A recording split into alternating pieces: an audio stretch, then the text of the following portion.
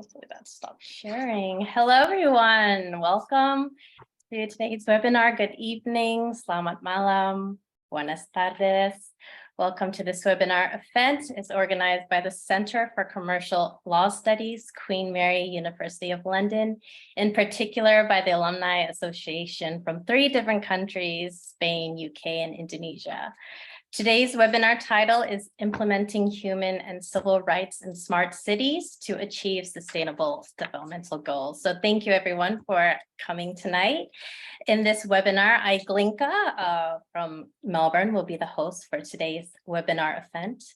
This webinar will consist of several sessions. So the opening, then it will later be opened by our lovely moderator, Priscilla, and then it will be followed by a 20-minute presentation from each speaker. Once everyone has finished with their presentation, a Q&A session will be held. However, if you guys have any questions throughout the presentation, please feel free to ask away. Without further ado, I will continue by introducing our moderator for this event, Ms. Priscilla Robledo. I hope I pronounced that correctly. Priscilla is an alumnus of Center for Commercial Law Studies, Queen Mary, University of London, with an LLM in Intellectual Property Law in 2013. She is a consultant and trainer for public and private entities for anti-corruption, corporate integrity, and legal sustainability, focusing on business and human rights, labor law, and ESG. She actively contributes to the drafting of the Italian law and the European directive on the protection of whistleblowers, an issue which she has been heard several times in parliamentary committees.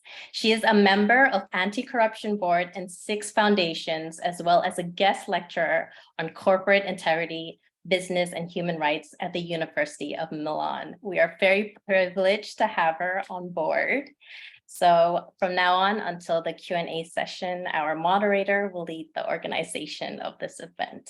Thank you, enjoy, and the floor is yours, Priscilla. Many thanks, Glinka, Miss Sandhya Smith-Ifame, for your kind introduction.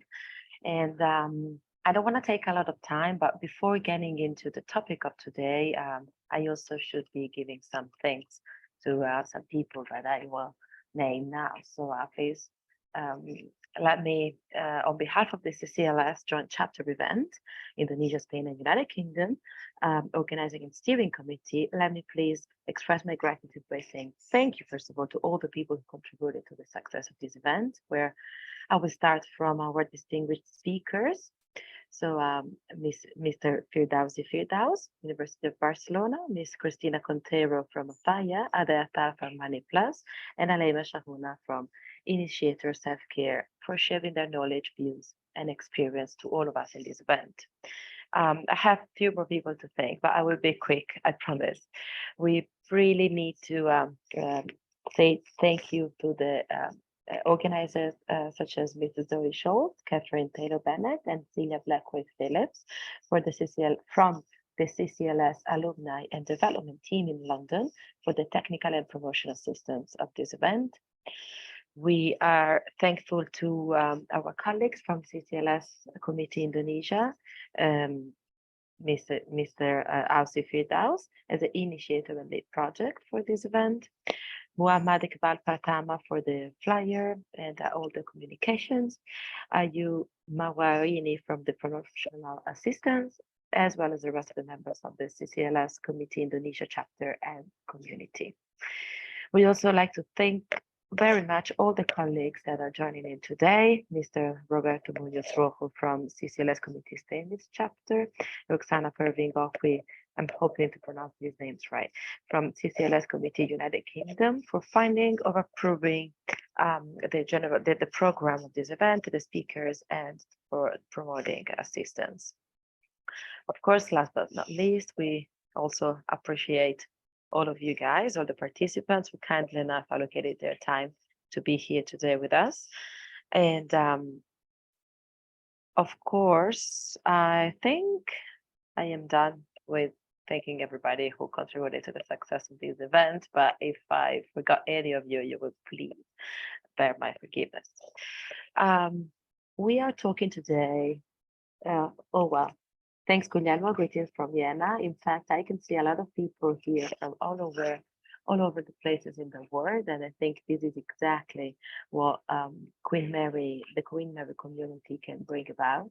So actually, I was really excited to see the video. The video is really emotional, and it reminds me of my days back in Queen Mary 10 years ago. It seems alive.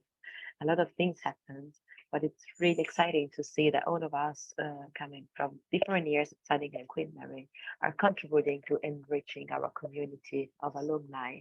And I'm really hoping that we will always continue to do so, be connected, share networks as we are doing, and competences as we are doing today. So why are we here today? Today we're here to there's another, I was in the room. Okay.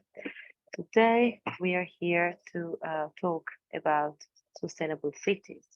And we will see sustainable cities from a human rights perspective, mainly.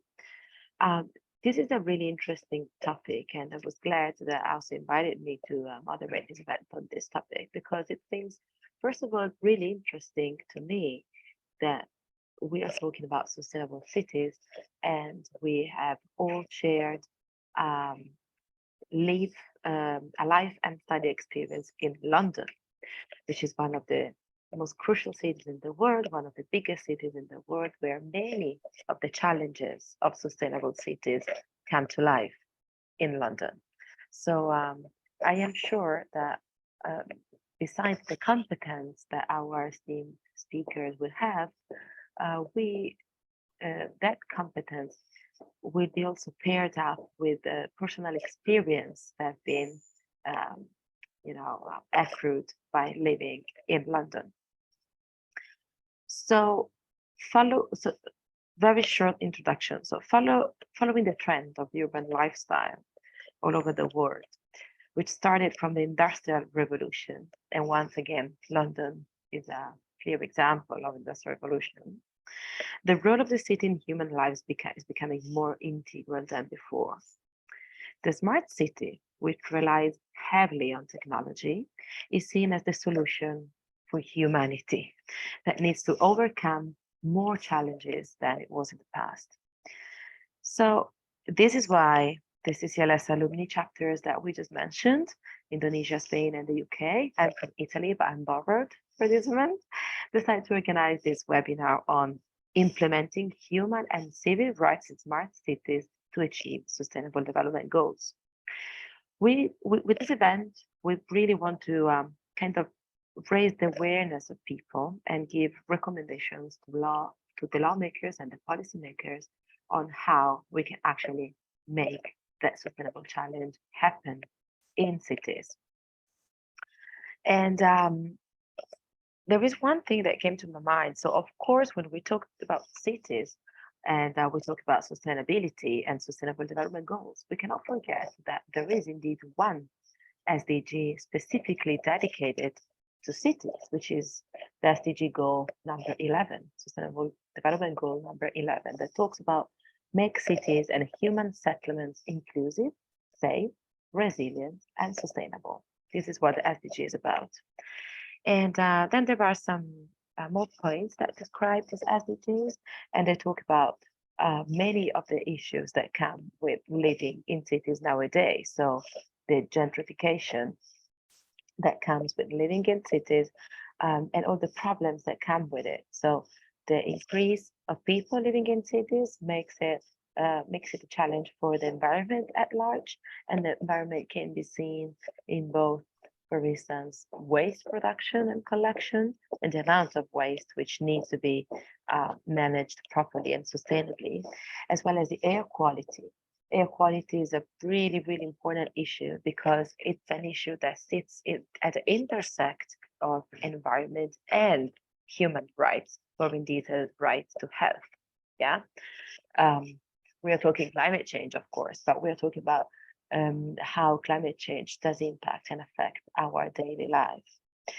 And talking about daily life, there is another important issue that comes with living in cities and trying to make them sustainable, which is public transports. So public transports is an important aspect of our daily life because, first of all, the important word here is public, which means accessible and which means human rights friendly. Public transports need to be environmental friendly also, but they need to be accessible for all vulnerable people, vulnerable categories of people that live in our cities. And these are people with disabilities, the elders, women. There are many cities in the world where women enjoy a kind of a special treatment in public transports in cities. What this tells us? This tells us that we have a gender problem, not a public transport problem, not a city problem, but actually a gender problem everywhere in the world. This is indeed an issue that we can absolutely appreciate from under the lens of the city living and sustainably angle. But there are some other angles that come with the intersection between sustainable cities and human rights, such as the housing issue. There was a lot of people living in cities, and due to climate change, due to migration, due to the urbanizations and gentrifications, there will be even more. And all of these people need to live decent lives. So we need affordable housing, and housing which are environmental friendly. The energy consumption in these houses need to be up to speed and efficient. Energy is indeed an issue, quite an important issue at the moment, but green spaces are also a very important issue that comes with housing at large and need to enjoyed by everyone who lives in cities. Because cities are definitely, I think, the challenge of our times. If from the one end are the places where there's a lot of work, and work need to be decent, fairly paid, dignified, or work. We have what I want to say is that cities bring us to think about many things at once, different challenges such as urbanization and work, tech and progress, and more in general, cities are the place at the same time of opportunities and inequalities. So this is the challenge that we need to find a compromise for. And we'll try to do this today with our speakers. Without further ado, I will give the floor to the first speaker, Mr. Firdaus, that actually will definitely talk about the exploration of human rights and civil rights in smart cities to achieve sustainable development goals. So Housi will give us an overview of the topic that we're talking today about. Let me introduce Firdaus to you. Housi is an alumnus of CCLS Queen Mary with an LLM in computer and communication law. He graduated in 2013, such as myself. So we were classmates actually. And currently he is a PhD student and researcher in ICT law at the University of Barcelona.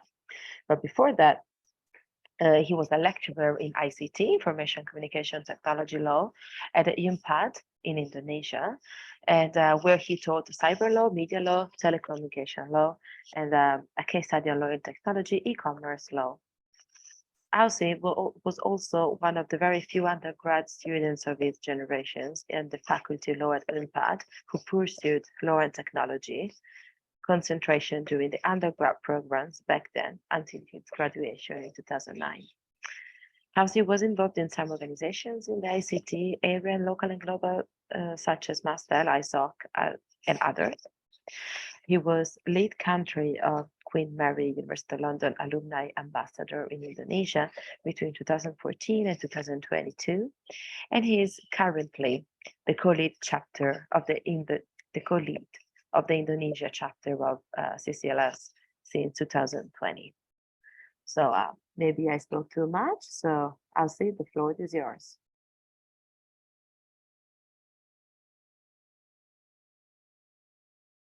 I'm afraid that you need to unmute yourself because we cannot hear you. You're still muted.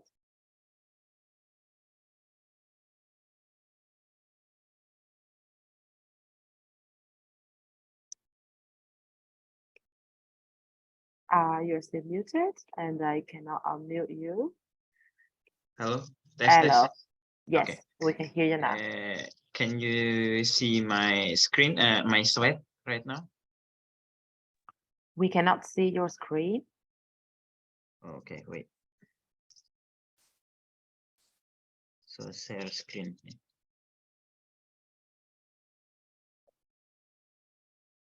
Okay. Can you see my screen now?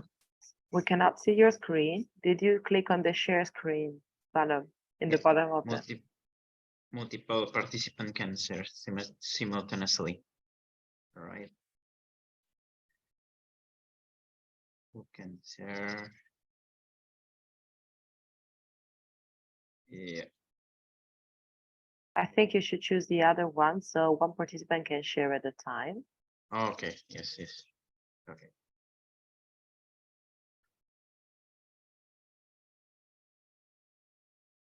So can I share now? Try to share. We cannot see your screen. Okay. Wait.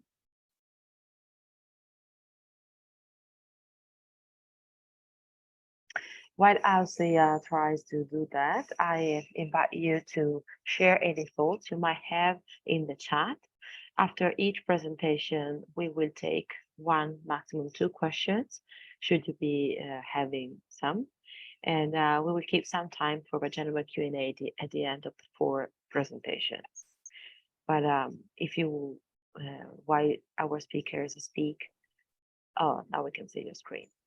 Feel free to contribute to the chat and I will make sure to take those questions for you.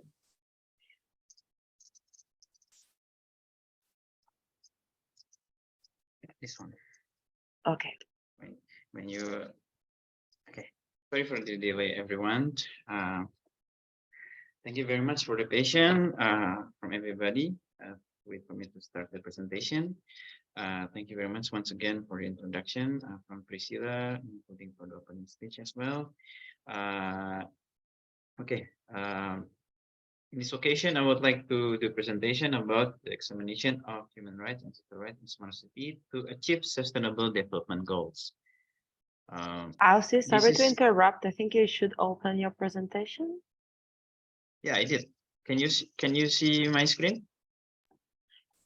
We don't. We see your folder. We just need a.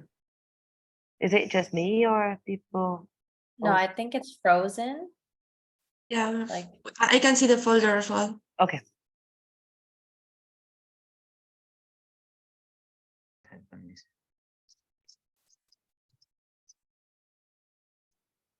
Yeah.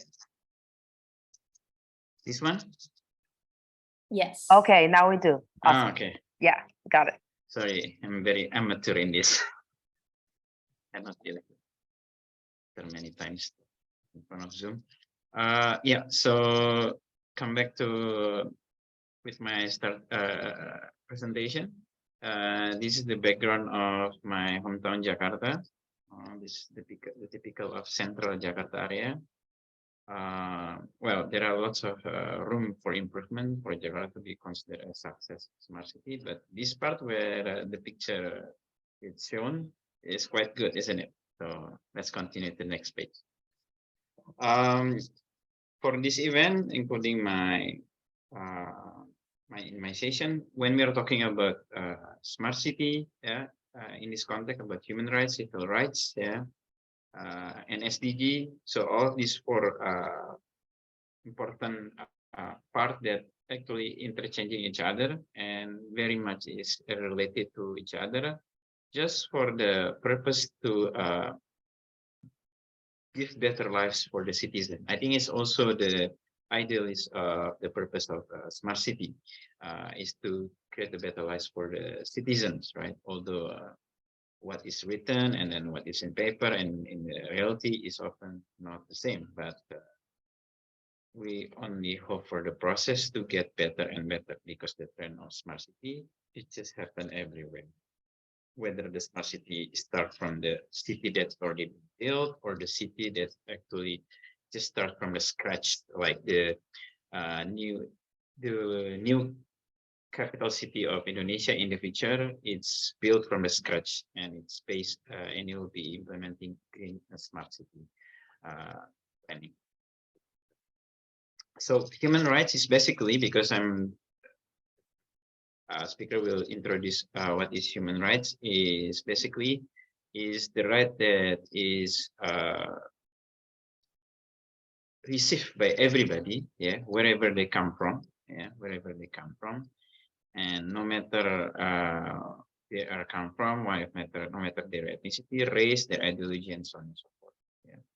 And it's written in Universal Declaration of Human Rights. Yeah. It's about, if we see the articles, there are 30 articles, so it's about 30 human rights at least. Yeah. And it's accommodated by countries that it's part of the United Nations, including my country where I come from, Indonesia. We adopted under Indonesia Constitution, or usually Indonesia would be often called UUD 45. Yeah. And because Indonesia legal system is civil law, not common law, so we very much rely a lot on statute, yeah, from the highest one, the Indonesia Constitution, until the lowest one, where it's the law which produced by the local government, like by the municipality, for example. So, and then after human rights, we go to civil rights. Civil rights, it can be the same like human rights, yeah. But civil rights usually is action taken by the government, yeah, in attempt to safeguard civil liberties. So, but doesn't mean that civil right is always the same with human rights, because the government of each country might have different ways on how to give the maybe the length or the type of the rights that the citizens should obtain. And then this is just for the example. I think the example is not exhaustive. Yeah, it's not just limited on what you can see here. Yeah. Then we go to smart city. Smart city, I think you will, if you try to find it, the definition, including maybe if you find in AI ChatGPT, you will just find lots of information. But smart city, I think the simple way is a city, yeah, which utilize information communication technology system, yeah, to create better lives for each citizen. Yeah, I think that's a simple one for us to understand what is smart city. Smart city is considered to be smart, yeah, of course, because the name is smart, but it is because it's used technology, and the technology, as a result for using the technology, it create it's aim for a better life for its citizen. Because why? Because the cost, yeah, this is, we are talking about the ideal one, the cost of living, the safety, we save the time, So we do everything more efficient, yeah, more accurate as well. And hopefully people will also have better healthy lifestyle too. Yeah, so because it's related with how environment is being handled, including waste management and so on and so forth. Yeah. This is also just one of the example of element of smart city that for smart city to be success is rely with several elements. Yeah, there are elements of economy, business, how we live, yeah, smart living and smart education, how education is being conducted, and the community, how, because as a human, we're a social creature, and there is smart government, how a government is being run, and smart infrastructure, so how we connect to do our needs, our business, and so on and so forth, and smart utilities, smart mobility, and of course, smart environment. Yeah. And then we relate with SDG, of course, because this is one of the reason and one of the concern for the sustainability of human civilization is that's why there is an agenda of 2030 Sustainable Development Goals, yeah, adopted by all nations, yeah, by all nations in 2015. Yeah, there are 17 Sustainable Development Goals. I will not go one by one, and only will mention or introduce mention a bit. Six right that related maybe with SDGs, yeah. So in general, yeah, the relation between the role of smart city in fulfilling human rights and civil rights to achieve this SDG is smart city as a tools, yeah, as a tools to ensure fulfillment of human rights and civil rights, yeah. And we should not only limit it. Smart city will only contribute to the SDG 11, yeah, sustainable, make cities and human settlement inclusive, safe, resilient, and sustainable, but also the other 16 goals. Because again, like I said before in the previous slide, the element of smart city, right? It's very much related with the 16 point of SDG goals, yeah, SDG sustainable development goals. Okay, this one, I think the right to housing is one of the elements of human civilization since even before we found electricity, right? Before we know how to write, before we, let alone we know the internet, right? So, but then the more longer we live in this world, the right to housing seems becoming less affordable because the house and demand, the demand and supply, yeah, the price is getting more exponential, increasing exponentially, which resulting the price of house becoming unaffordable to many people, yeah. And sometimes even if we get the right, get the access to the right of housing, we still struggling to find better quality of house as well. So this, I think, ongoing issue, yeah, that I do not know what happened when our population is becoming 10 digits, 2 digits, and so on and so forth. So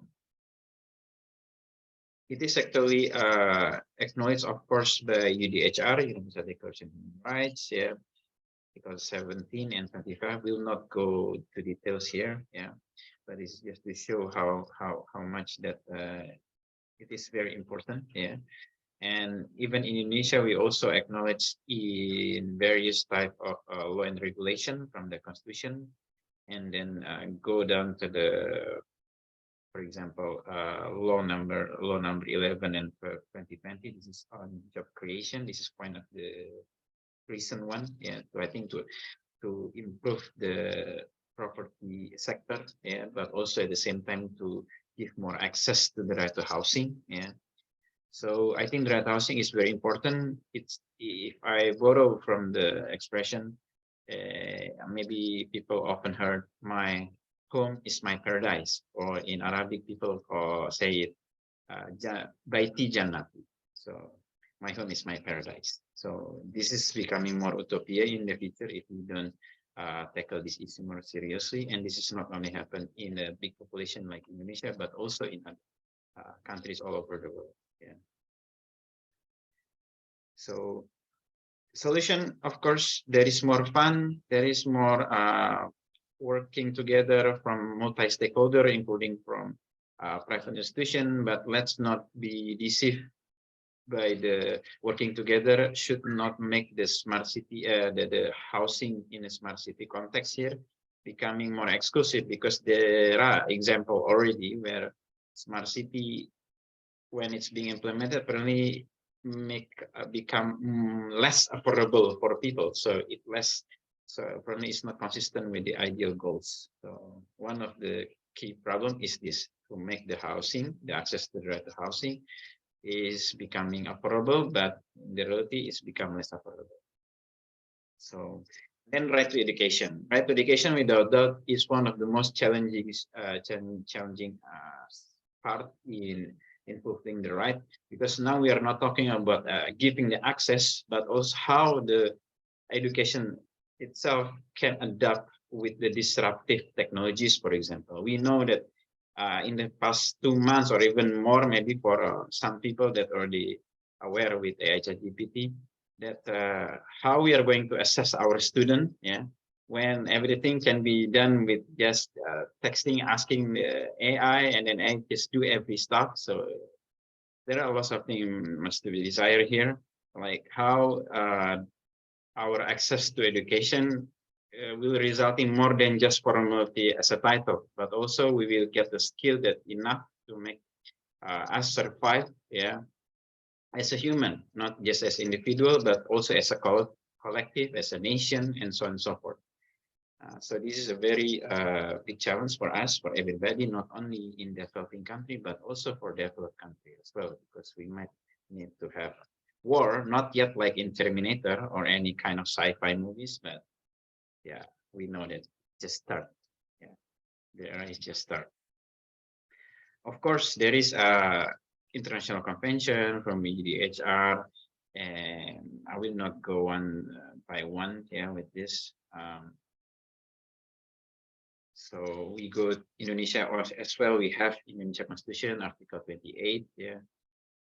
And in related with the SDG, it's exactly, there is SDG goals that focus on education. SDG goals number 4, yeah, inclusive and equitable quality education and promote lifelong learning. Yeah, I think this is one of the key asks for us to compete with this topic. Yeah. And after we get enough education, then of course we need to get enough information. That this will be related with another rights, freedom of expression. Now we are talking about freedom of information. We can see from the Universal Declaration of Human Rights, there is ICCPR as well, International Covenant on Civil and Political Rights. Even in the regional convention, there is a treaty on the functioning of the European Union, and then European Charter of Fundamental Rights. Yeah. In Indonesia, also we have Indonesia Constitution and then law number 39, which is related with concerning on human rights and about public information openness. Maybe in more applicable, we can see the implementation of open data policy that I think is quite good to be implemented in many places, many countries, many cities around the world, including Spain, for example, yeah, in Barcelona or in London as well. So I think this is, we should continue this, because from information we can develop ourselves, yeah, in many ways, yeah. And in SDG context, definitely with the right information, it will lead you to get fulfilling another rights, which is freedom of expression, right? It is also, of course, acknowledged by UDHR, European Convention on Human Rights, and I will go to Indonesia Constitution, yeah. And there is a problem with the freedom expression, especially when I'm talking from Indonesia expression, Indonesia perspective here. We say in right and freedom, everyone shall be subject to the restriction established by law with the sole purpose.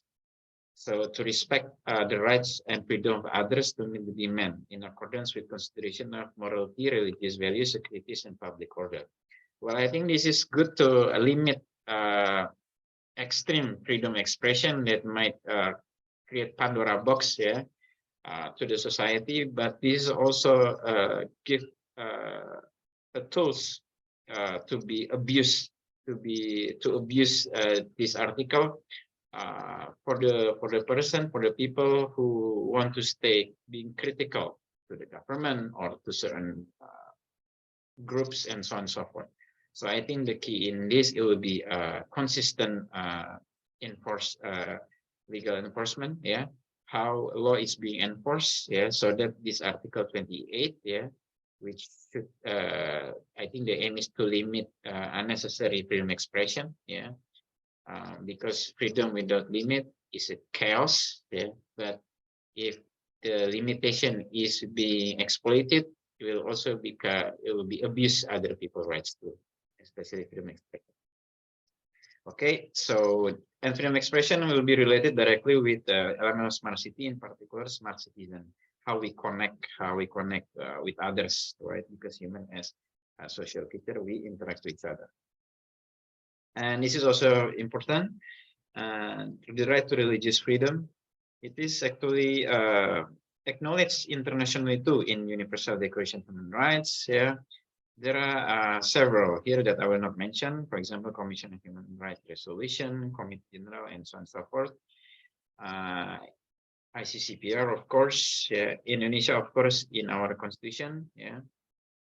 And also, this is because following our principle as Indonesia, Pancasila, the first principle is believe in God. So everything that we do will be followed on how religion it works. Where we currently accepted 6 official religion, yeah, in Indonesia, including Islam, Christian, Protestant, Catholic, Hindu, Buddhist, and Confucianist. Yeah.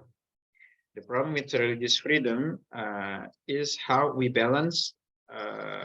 People can implement, can practice their religion freely, but not allowing the extremism that can result in disharmony in the society. And especially we know that all this religion that is officially accepted in Indonesia actually is a peaceful religion. So I think we can actually know that when there is extremism, the one who do that is not practicing the religion in accordance with it should be. However, sometimes we are having difficulties to do this because they can have receive help from outside. But I think this is the issue that not only happen in Indonesia but also in other countries. And this is the last right that I will mention or discuss a bit, is kind of new one, yeah, the right to healthy environment.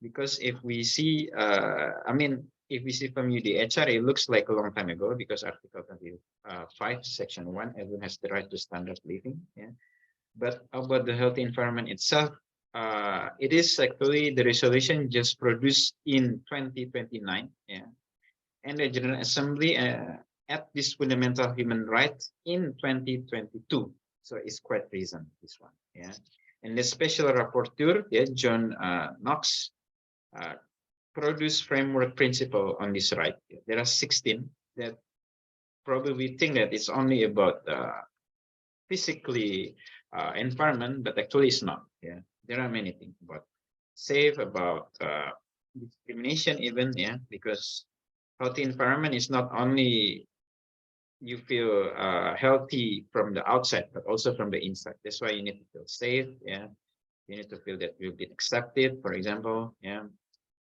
and there are, I will not go one by one. Yeah, so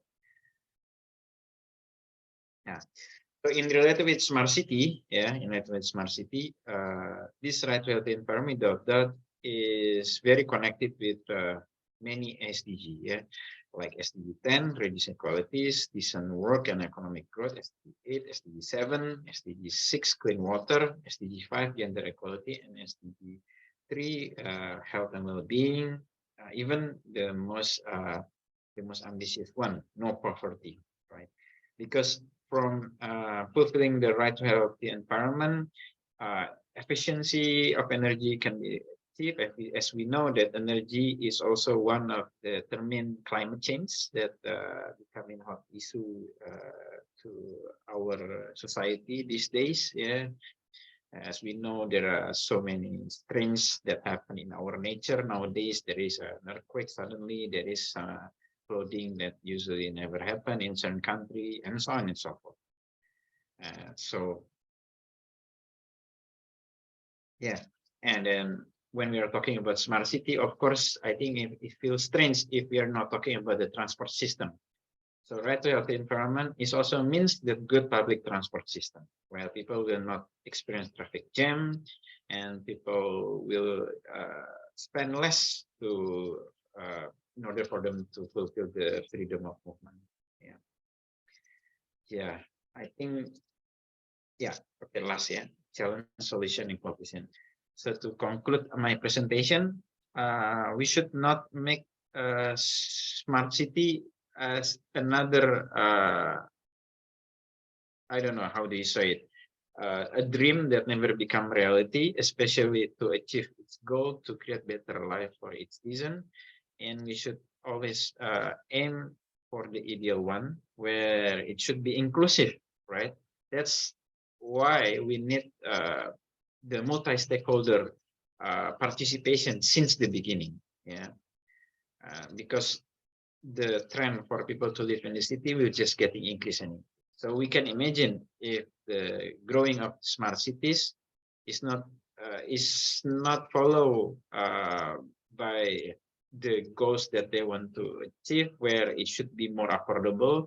You can imagine that more city is being developed, but more people is being homeless or left behind. So I think it's also kind of similar issue with the internet. Internet should make people get access to develop their life, but yet more people actually become poorer.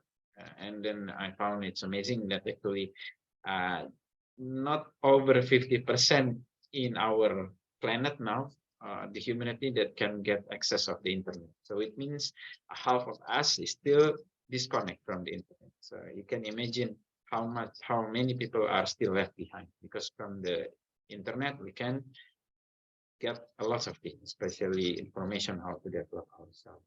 So I think this is the role of the law and many and multi-stakeholder to stay focused and consistent about the implementation. Thank you very much for the time, and I will give back the floor to Priscilla, our moderator. Thank you.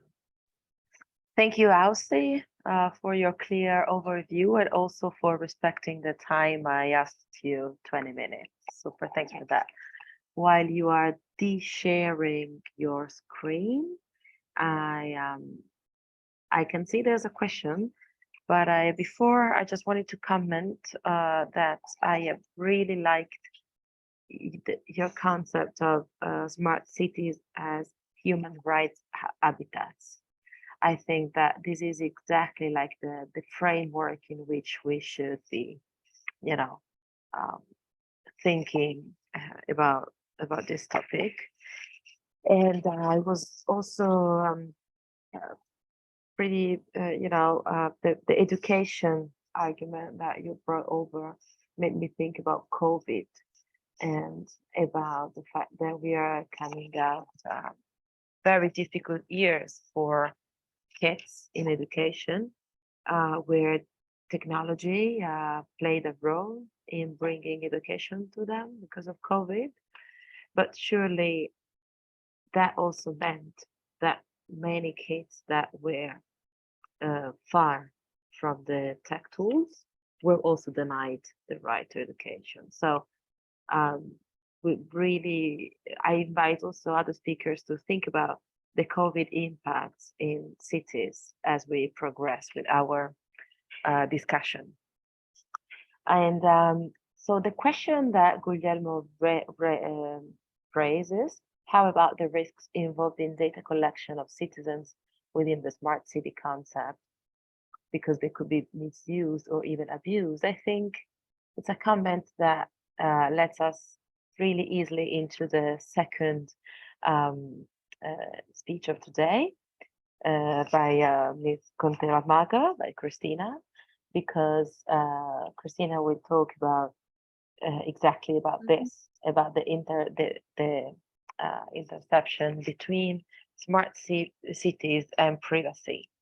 And there's also one thing that, as I said, that fits really nicely into this the topic we are talking about now, which is a concept of smart citizens. So I think that it is really important that in smart cities there are smart citizens that live in, and smart citizens are not only those who are able to use the tools, the tech tools, but also they are educated on the cybersecurity best practices or using that tool, or at least the implications that the smart tools are for privacy. So without further ado, I introduce you to, thank you, Asi, once again for the introduction, for the overview that you gave. And I am happy to introduce you to Ms. Cristina Conteo Almato. Cristina is a lawyer and a data scientist, having finished her master's program in data analytics at Madrid School of Marketing and a master program in ICT law at the Universidad Carlos III. Her dual profile provides her with a full overview of data skills that she applied to several projects during her tenure as a privacy advisor, and in her role as the data protection officer to a number of vibrant businesses, including London and Silicon Valley tech startups in the areas of finance, sharing economy, e-commerce, and software development. Cristina is also part of the Artificial Intelligence Ethics Committee of the EU Horizon 20, of two projects of the EU Horizon 2020.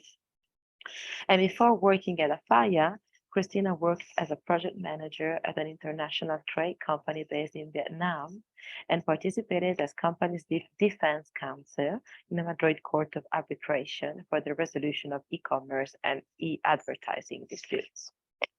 So Cristina will give us a speech about digital rights in smart cities, a data protection and AI, artificial intelligence perspective from Spain. Thank you, Cristina. Welcome. The floor is yours. Thank you very much, Priscilla, for your introduction. And thank you very much, everyone, for being here with us today. I'll share my screen now. Let's see. Okay.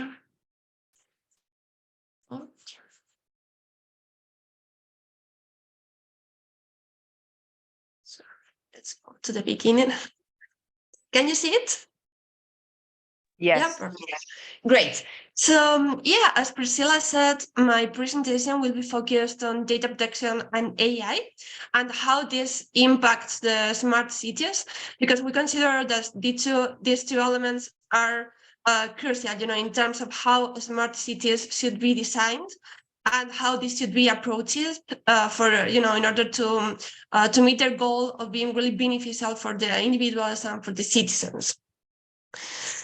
So whereas everything that we are going to discuss today, is mainly applicable to any country, especially Europe, because we are relying on European legislation, I wanted to give an overview based on my country, which is Spain. So you'll find some very specific references to Spain and some others that are in general terms for any member state. So the legal framework here is, as you can see, we have first the General Data Protection Regulation. You may have heard about this one already, because I know that it's like everywhere, basically, just a quick summary. The GDPR covers how personal data should be processed, either by private entities and public entities, and the different obligations and procedures that should be in place in order to protect the data. Then we have the Spanish Constitution, which basically is the core of the legal and political system in Spain. It is the basis for other rules, and it also sets the fundamental rights and freedoms of citizens in Spain. Then we have the Organic Law 3 2018, which basically is the national data protection law. So it is built on the GDPR. Also, the GDPR is a regulation, so there is very few room for the member states to add additional obligations or additional clauses. So it's quite similar to the GDPR. And then we have the Organic Law 7, 2021, which basically is the implementing law of the Law Enforcement Directive. It's quite similar to the GDPR, but instead of regulating how the personal data should be processed by, in your terms, private entities and public institutions, it regulates how it should be processed by law enforcement authorities for law enforcement purposes. So we will look into this deeper later, but I wanted also to make a comment. As you may have noted, all this legislation relates to data protection. So you might be wondering, well, what happened with artificial intelligence? Well, at the moment, we don't have a law, we don't have like hard law for artificial intelligence.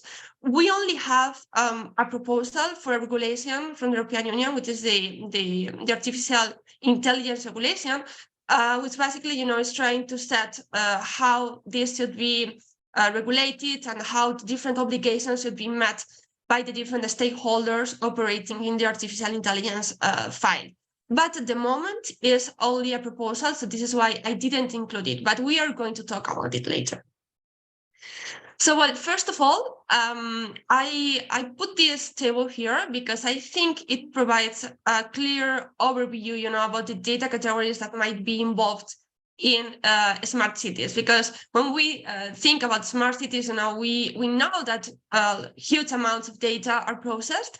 But I wanted us, to really think specifically about the different categories and data, just for us to have an idea of the big impact that this may cause, on the citizens and on the individuals whose personal data is processed.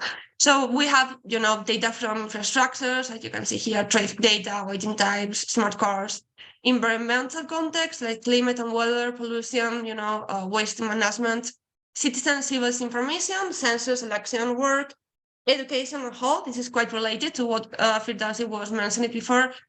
School grades, absenteeism, number of visits to the doctor per year, entertainment and consumption. This one is especially important because I think it is the point where private entities and public entities might be more interlinked, when it comes to theaters, cinemas, and the data that processed around this. And then we have security and surveillance like CCTV and police data. This data category will fall under the law enforcement directive that we had mentioned before. The other ones might be for the law enforcement, but they are mainly under the GDPR and the rest of national laws. So now we are jumping into the challenges, and I think this will provide, some, I don't know if responses or if it is going, to generate more questions around the point that we have touched on before the initial of my presentation. So the first thing that we need to clarify is whether we are processing personal data or not. And this is quite important because although we have some legislation in place, that govern how non-personal data should be shared and how it should be made available, to the citizens or to the different players in the market, the heavy part relies on the personal data. So first of all, what's personal data? Personal data is any data that can directly or indirectly identify someone, a natural person. So what do I mean by directly or indirectly? Let's say we all know that, name, address, phone number are personal data. But what happens with online identifiers, IP addresses, purchase history, these kind of things? These elements, these data points can also be personal data because they can trace back to an individual. And actually, in relation to the context of smart cities, I wanted to give you an example, which I think that really illustrates, how this works. In 2021, the Dutch Supervisory Authority imposed a fine on one of the local governments of one of the cities because, they were trying, as part of the smart city project, they what they had done is basically they developed different Wi-Fi sensors with the purpose of counting the amount of people in the city center. So how it works, basically, it's they assigned and unique identifiers to each of the devices, and they will use this data to count the number of people. So they say, no, we are only counting. We don't know who these people is. We cannot identify them. Well, yeah, but what happens when you are using long time, and you are controlling where people is at this time? This is not counting anymore. This is tracking. And also, when you have few people, when the street was quite quiet, it's very simple and very easy to identify who's belong with data.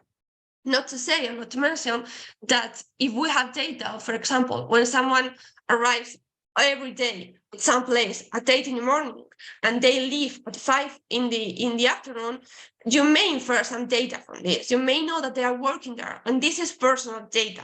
So I wanted to highlight this because it's quite important. Normally sometimes we don't take this into consideration, but personal data, I mean, even data which might seem, it's only sensor data or technical data, may become personal data. So then the other central point is about public entities and private entities. Why?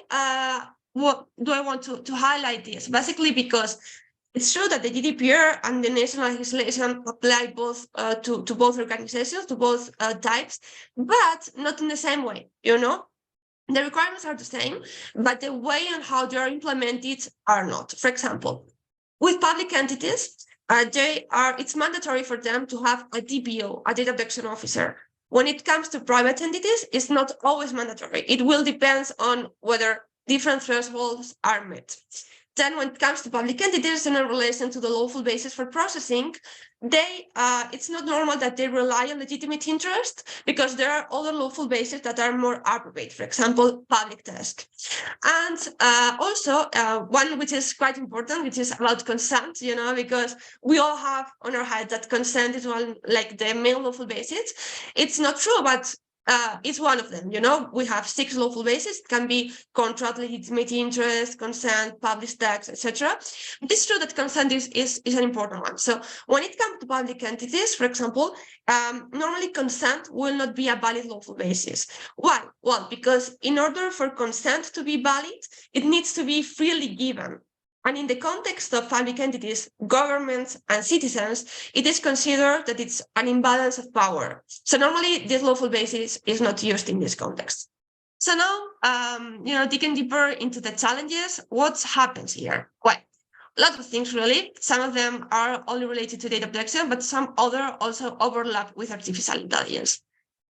So when it comes to the data sharing, this one is quite important because, as we mentioned, and also as Firdausi mentioned in his presentation, we have many different parties involved in the processing. Let's think about the transport. We have the government, we have the transport business, the entity, and we also have the entity that might be providing the app for the citizens, to check all the relevant details. So all this data sharing, all this disclosing of data needs to be governed by different contracts in place in order, to clarify the obligations that each of them need to meet. Then we have cloud security. This one is paramount, because it's about how we protect the data.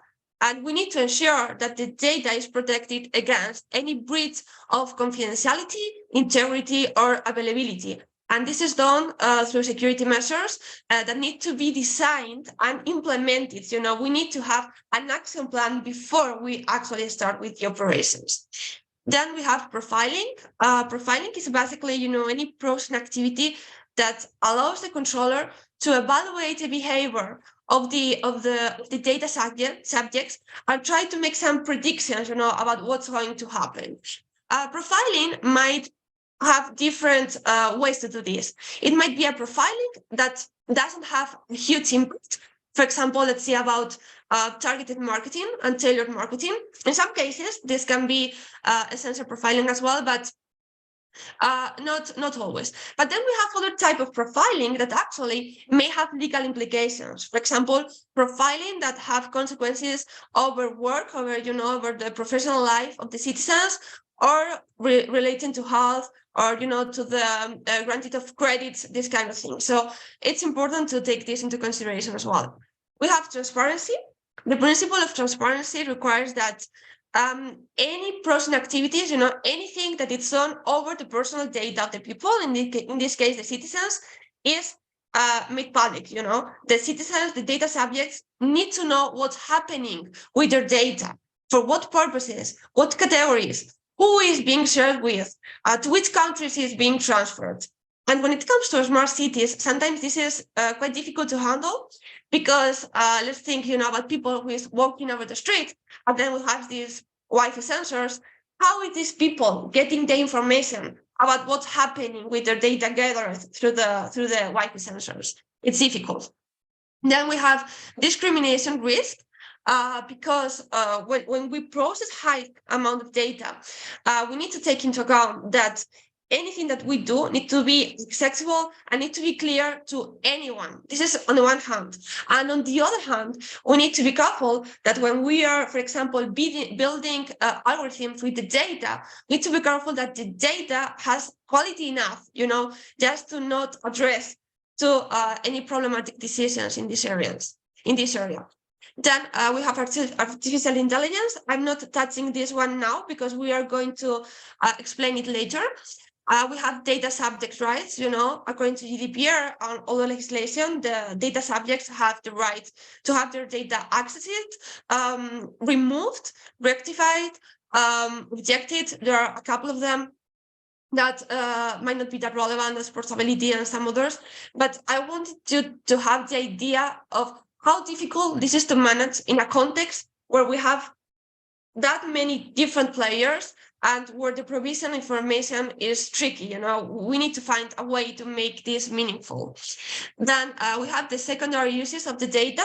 This one is important because according to the data protection legislation, you can only process the data for a specific purpose. And if you are planning to use it for a different one, you need to make sure that it's compatible. If it is not, you need to have a different lawful basis for processing. Then we have accessibility, which is quite related to discrimination. And then we have data retention. We can only retain the data as long as relevant for the purposes that we collected it for. This is related to the secondary uses that we were mentioning. And if it is no longer relevant and no legal obligation applies, we need to delete the data. It's not valid, that we keep the data forever just in case, because it might be useful in the future. So data retention is quite important together with anonymization techniques, because the GDPR and other data protection lawful legislation doesn't cover the anonymized information. So it can be either that we delete the data or that we anonymized it, but in any case, we need to have the right processes in place. Then moving on how this impacts the human rights and civil rights and sustainable development goals, I just wanted to include here an overview about, the different elements that we need to consider in terms of human rights, for data. The main one is right to privacy. Then when it comes to fundamental rights, we have privacy, data protection, non-discrimination, and how this is related to the sustainable development goals and smart cities. I wanted to make a mention here, because when we think about privacy, and about how it may impact the data subjects, we may think about the challenges that we have mentioned, but there's also other kind of perspective, when it comes to the privacy and to reducing inequalities and to having sustainable cities. And it's about what are the choices that the citizens have. For example, we may have the case where the government, together with, any entity which is being part of the smart city environment, says, okay, I know that I cannot monetize the data, if we are using this, for the purposes of providing health or services or transport services or any kind of things. But I want to receive a consent from people, to do this. And if I get the consent, I might be able, to do this because I'm getting their permission. And then in exchange of this, I'm going to give money, or I'm going to give specific benefits, for example, access to the cinemas or to the theaters or any kind of entertainment or any kind of perks. Well, to what extent are citizens free to decide whether they want to give their consent or not? If we have inequalities in the city, if we have poverty, and if we have different, levels in that regard. This is another point that should be considered and that should be analyzed when we are planning and framing how the smart cities should work. Then we are going into the AI. We are starting the AI part of the presentation.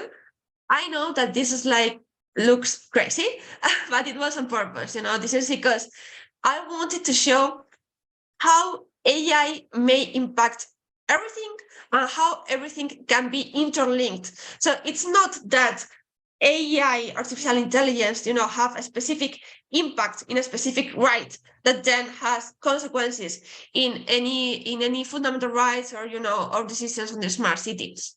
Everything is interlinked, and when we're thinking about this, we need to see the full picture because there are so many different elements that we need to connect and that we need to consider. In this regard, I wanted to make a mention, for example, to the right to work. And I wanted to give a perspective which is probably different to the one that we are used to, because normally, when we are talking about artificial intelligence and work, we say, or we think about the risk of individuals and employees being replaced by the machines, by the algorithms, by the artificial intelligence in general terms. But it's not necessarily the case, because when, as I said, we still don't have a legislation, but there is some work being done there. And one of the focus of this is the fact that artificial intelligence needs to be human-centric, which means that it needs to empower citizens. And when I say citizens, I include employees. So it seems that the direction we are moving toward is building in the professional context. We are building an artificial intelligence that is trying to empower employees and allowing them to make better decisions. Basically to enhance their capabilities and their abilities in relation to their work. For example, I can mention here, as Firdausi said, the ChatGPT, which is now like a hot topic. And for example, it can be quite beneficial in terms of training, in terms of mentoring, and in terms of coaching, because ChatGPT, can be trained in order to give very specific, very tailored and personalized training and feedback to the people. So this can be, a way to achieve a goal where people is trained according to their needs, including if we are having any kind of disabilities. So now jumping on how this is being tackled at the moment and on an European level and also on a national level in Spain. The European Commission is quite aware, of all this risk and all these issues that we have been talking about.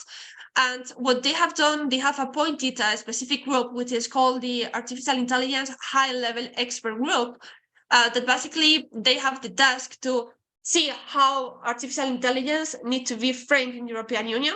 And they have already issued a couple of guidance, not a couple, but a couple are the main one. So they have now a number, of guidelines and different studies.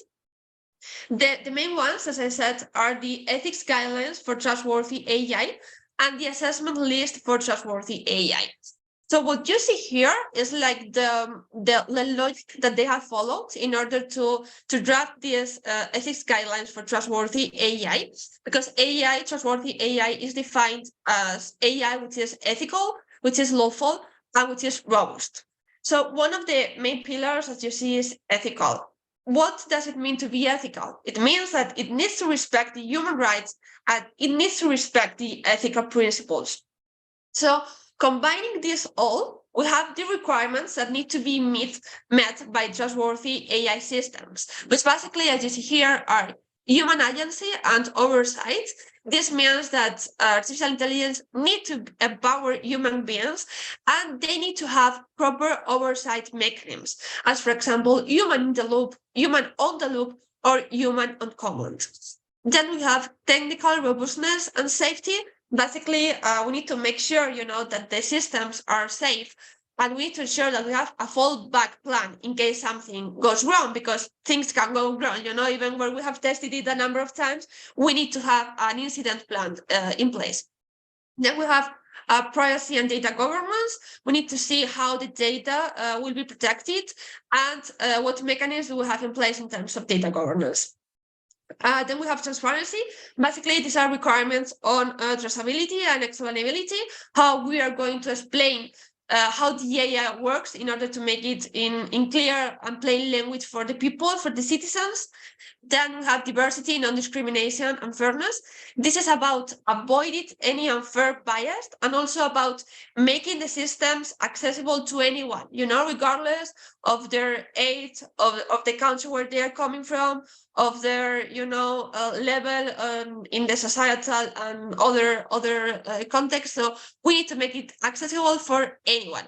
And then we have accountability, which basically is what we are doing, in case that, as we said, something goes wrong, how we are going to give a response to this. We need to be accountable and we need to be responsible.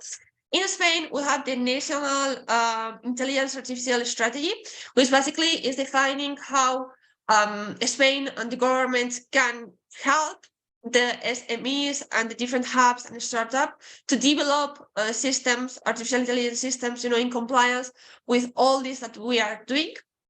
I will discuss this later and I will give my opinion on it as well.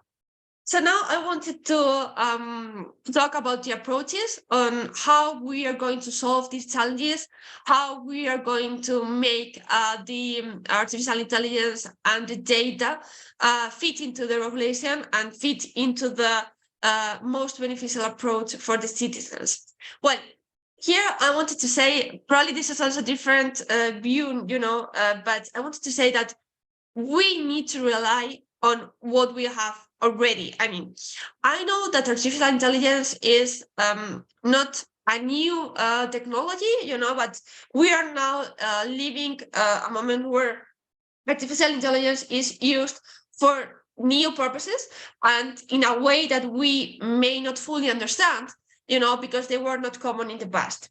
I agree with that.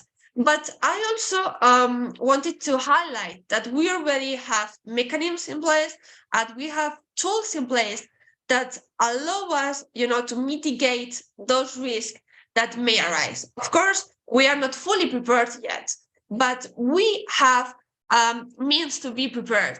And it's also about how we use what we already have.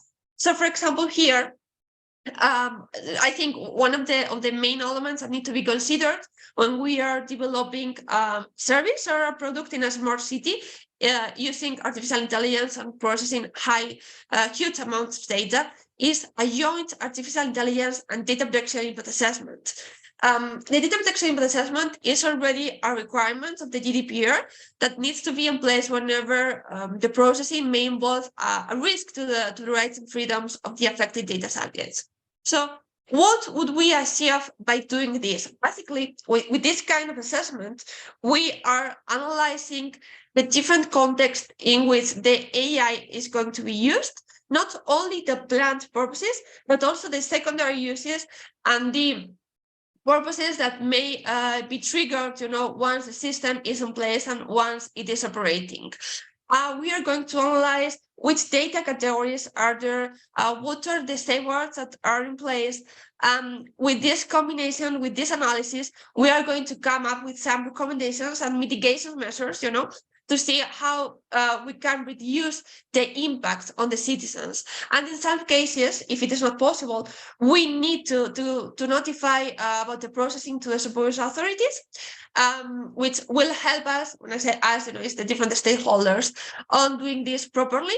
And if it is not possible, they will ban the processing and it will not be allowed to be put in place. So we have means out there, to cover this and to regulate this. Then finally, I wanted to provide some examples.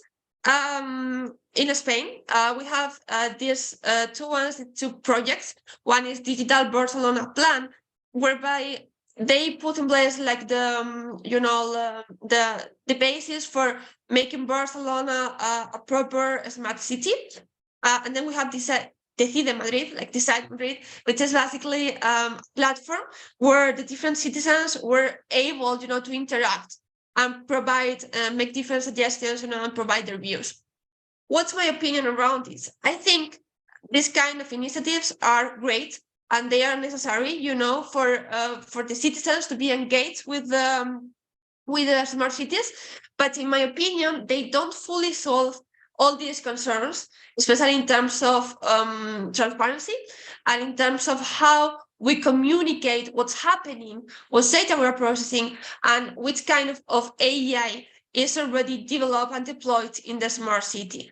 So I think, you know, a proper way to do this is having these kind of platforms, having these kind of apps, but with a specific portal for the citizens, you know, which is tailored to them, I mean, with a specific account where information, like full information and proper information, quality information about the AI systems that are deployed in the city and about the data being collected through the different sensors is included, you know, and then citizens would be able to access it, to have full information, and also to exercise the rights where necessary, being in touch with the relevant bodies that are doing this, the relevant bodies and the relevant parties, either public or private. So I think this will be a wrap of my presentation. These are the main elements I wanted to discuss with you and to show, you know, for you to think about it or to, you know, to ask some questions. As Priscilla said, if there are any questions, we are now taking one, probably only one. But now we are having some time at the end also for, you know, for discussion. So thank you very much all for your attention. Yeah, sure. Many thanks, Christina, for your very informative presentation and also thought-provoking. I think the question you posed, what are the choices that citizens have, is really the choice, the question, sorry, when it comes to this topic at the moment.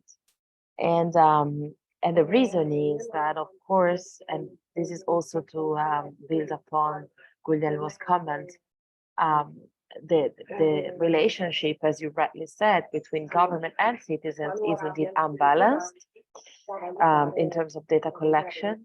And I also wonder to what extent a lot of people will be interested in accessing their data or generally data in an open format, because it is really important to provide a legal framework, a legal setting, but then we really think need to ask ourselves, who are we doing this for? And if it is just a conversation that we have among professionals, or if we are really able to engage people to have the same conversation. So I have a couple of questions for you, Steve, from Alfie.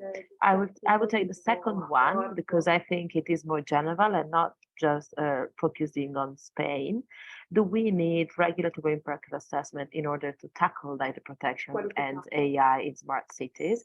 Should it be conducted separately? I would ask you to be pretty quick in responding because we have half an hour for other two speeches. Yeah, absolutely. So we need to have a data protection impact assessment, but it needs to be noted that it cannot be in general terms, you know, just for smart cities. It needs to be done on a case-by-case basis for each data processing activity, you know. So if we are going to, you know, to develop an app where we are going to control the transport or any other elements, we need to carry out a data protection impact assessment for that specific processing, where we are going to analyze what's the description of the processing, what is the data, what are the parties involved, and what are the mitigation measures that we need to put in place, you know. If we are not developing any other kind of activity in terms of the smart city, for example, for education, we will need a separate one.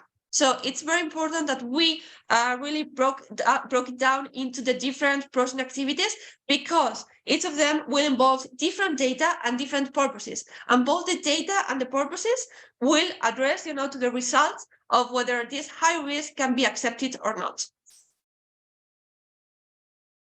Lovely. That was an elevator pitch in the form of a reply. So thanks for your being quick. And thank you very much.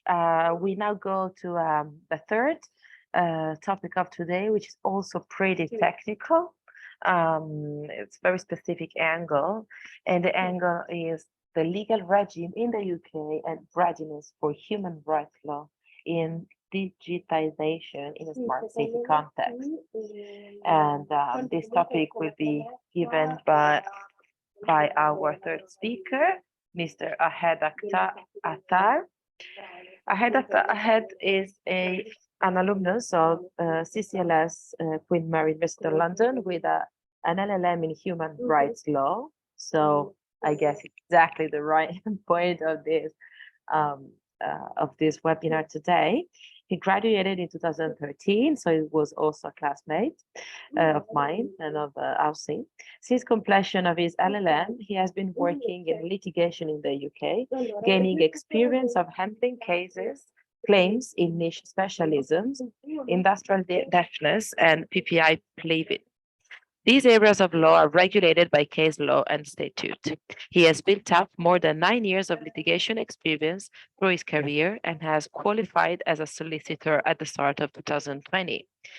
He's keen in gaining exposure to more areas of law and seeks to keep abreast of developments in human rights law in the UK and also globally. So ahead, I'm hoping that this webinar is also food for thought for you. And thanks for being with us, and the floor is yours. Thanks, Priscilla. Thanks for the introduction. I'll share my screen now and my slides. And as Priscilla said, I'm here to discuss the legal regime in the UK and the readiness for human rights law in digitization in a smart city context. And I believe that everybody can see my screen, isn't it? We cannot see the screen as for now. Oh, right. Okay, I will just have a look.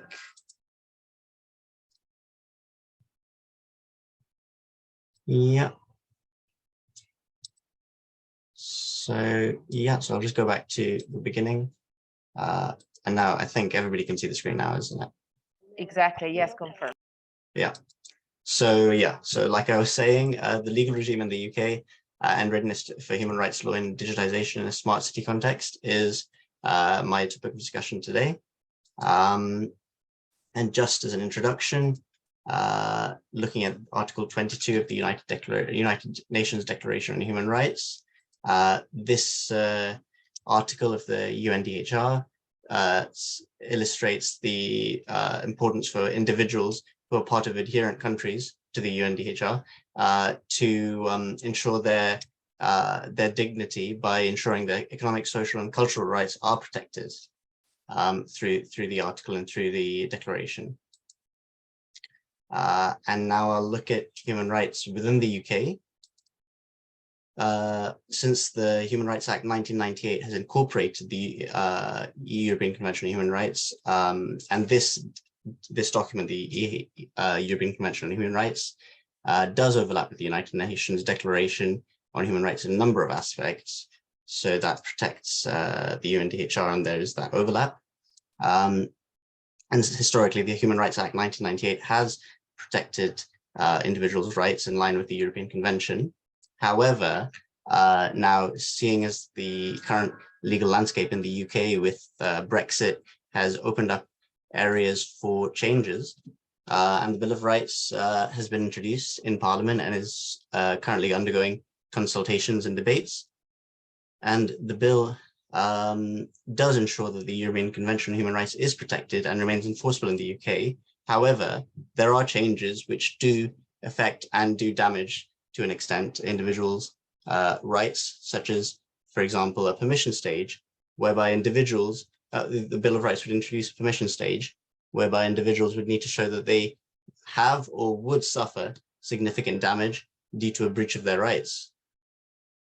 And also, another example is that any legislation doesn't necessarily need to be read in compatibility, doesn't need to be compatible with the convention rights as well. The court doesn't need to read any new legislation compatibly,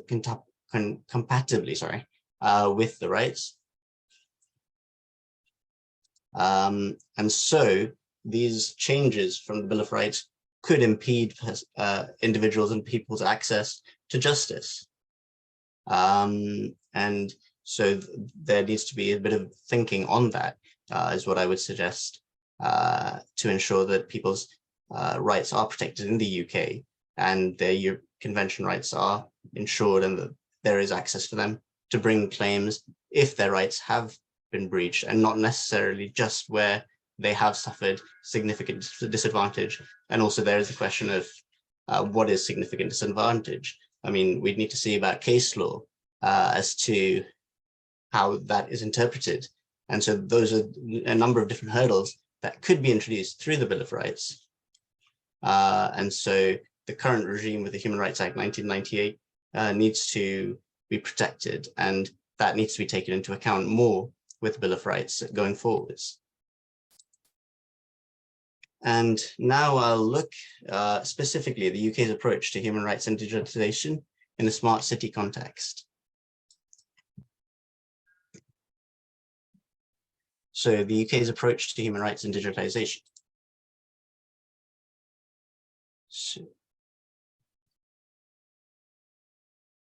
So because of the internet and social media and access to the internet creates a lot of different issues, whereas where people's rights have to be balanced, different types of rights have to be balanced. And yeah, you have to consider how these rights can be protected. Looking specifically at the Article 22 of the UN Declaration of Human Rights and the importance of people's economic, social, and cultural rights. Whereas you have the freedom of expression right and posting anything online and posting whatever content you wish. That's one right, but then there is also the right to there is also the right of economic and social and cultural rights that needs to be protected. So it needs to be ensured that any fake investment opportunities or things like that are minimized, as this could interfere with people's rights to enjoy and have a dignified economic, social, and cultural life, so to speak. So the investment opportunities, fake investment opportunities, need to be minimized, is what I would argue. And the UK has also looked at the safety of individuals through the Online Safety Bill, which is also undergoing consultations in Parliament. So the bill at the moment also ensures that there's no illegal content which could be harmful to children, and it doesn't actually specifically create a duty on internet sites and social media to ensure the authenticity of content that is uploaded by users. This creates a chance for sophisticated scam opportunities to proliferate and more scams to become available online and to harm individuals' economic rights. And individuals could suffer loss, and their right to an economic life would be breached, and they would actually, in line with the Bill of Rights, if that goes ahead as in its current position, the individuals would actually have to suffer significant disadvantage so as to bring a claim through the courts. And it wouldn't just be because of their rights being breached that they would be able to bring a claim through the courts. And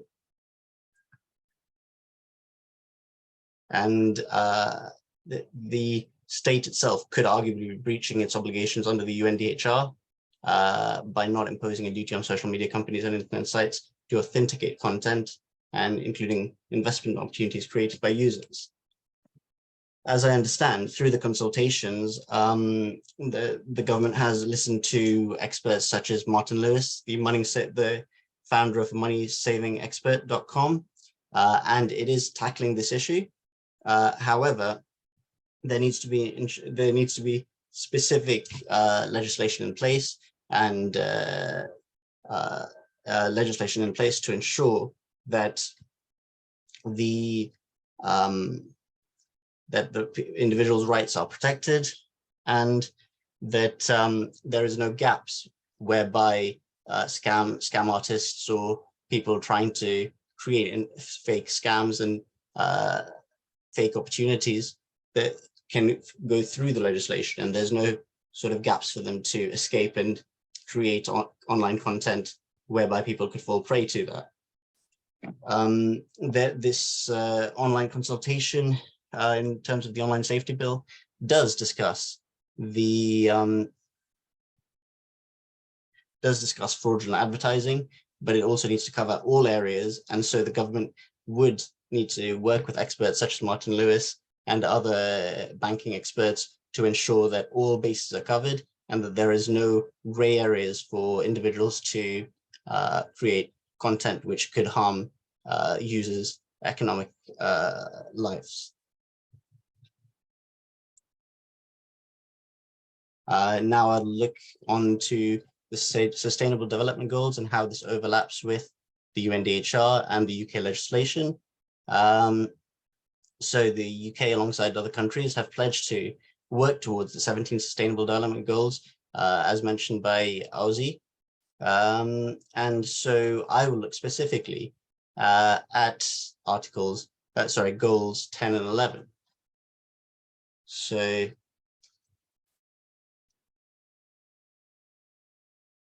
yeah, so the Online Safety Bill and the Bill of Rights need to work in conjunction to ensure that they do help the UK in meeting its goals to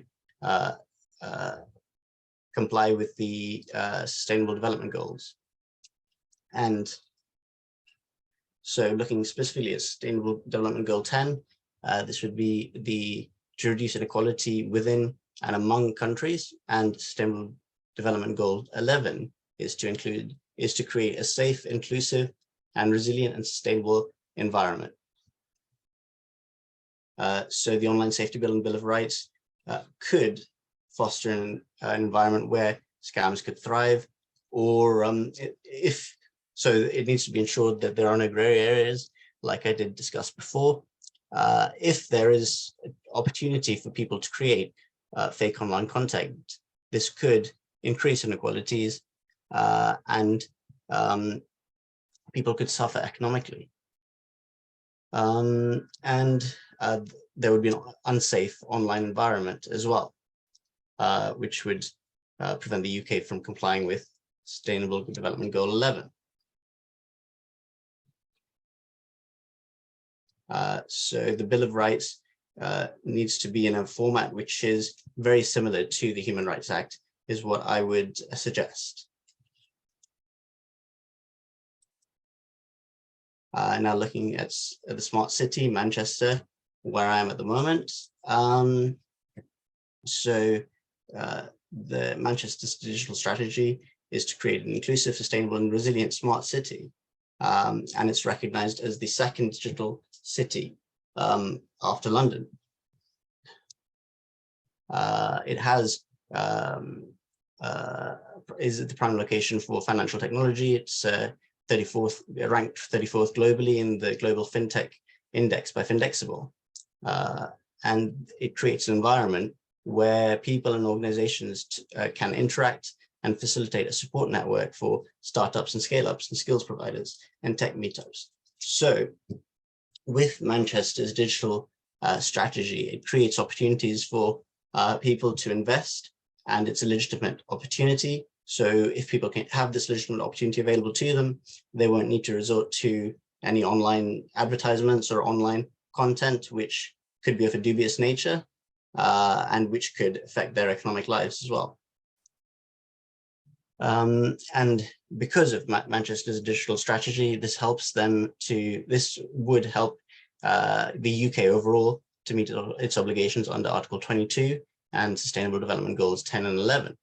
But again, the Bill of Rights and the Online Safety Bill need to be read in line with the legislation and to ensure the safety of individuals.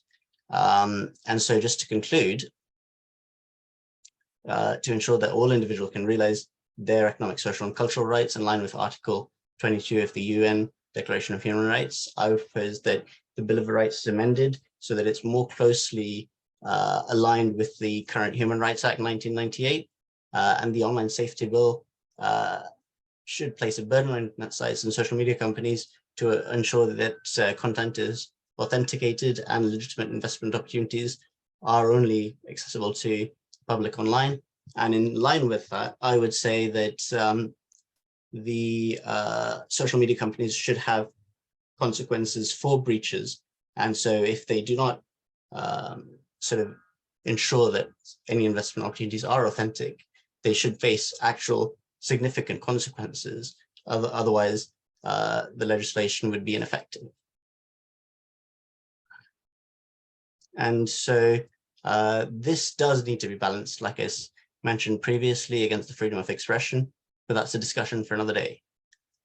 If the above approach were adopted by the UK to ensure that the Bill of Rights is more in line with the Human Rights Act 1998, and that the Online Safety Bill stamps out any grey areas for fraudulent actors, then this would help the country to ensure people's human rights and would help them to realize the Sustainable Development Goals 10 and 11. And smart cities such as Manchester have adopted investment opportunities through fintech and upskilling the residents, and that is their aim. So this again creates an environment which ensures the protection of people's economic lives. And so the UK legislation that is currently being in consultation needs to complement the efforts of smart cities such as Manchester. And yeah, so that's the end of my presentation. So if anybody has any questions, we can discuss that as well. Cheers. Thank you very much. Many thanks, Ahed, for your presentation, and I've actually very much enjoyed your conclusion and your proposal for the UK legislation to change and the Bill of Rights to be amended. I think it is really exciting, and it fits within one of the aim of today's event, which is that of providing policy proposals and amendments for regulation. We have one question for you before we switch to the last speech of today. And the question is, how smart economy is implemented in Manchester in facing the trend of tech companies who reduce their staff and workers nowadays? Sorry, to reduce the staff workers, is it? Yeah, to lay off workers. So can you see this trend in Manchester? I think it would create more opportunities for workers to sort of upskill and actually contribute to the digital economy and the digital strategy that Manchester is trying to create. So there are more opportunities for people to get involved, basically. Okay. All right. Thank you. Thanks. Yeah, I think that your speech also made us really aware about the fact that, well, at least in the UK, there is an online safety there. I think you're still sharing your screen. If I may ask you to take that off. And equally, I was saying that the online safety bill, and even in the title of this law, I can still see a screen. Is there a hand screen? I'll try to stop sharing now. Yeah, it's yours. Yeah, you should be stop sharing. So thank you. So the online, we can still see it. The online safety bill, even in the title of this legislation, convey the message that the digital is an opportunity, but security is a challenge. And I think that the security aspect is one that is felt by people very much. And now we're talking about people in the next speech, but I'm really kindly asking Ahed to stop sharing his screen. Sorry, I'm just trying to figure out how to do that.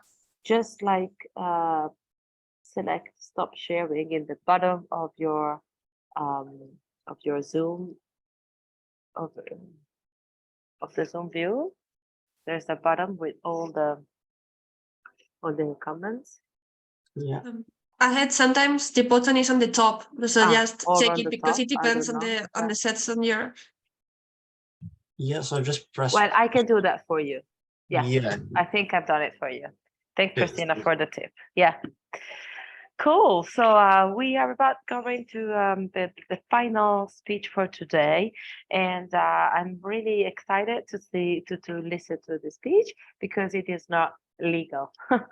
And since we are all lawyers and we're all familiar with the legal language and landscape, I really think that we can benefit and get refreshed.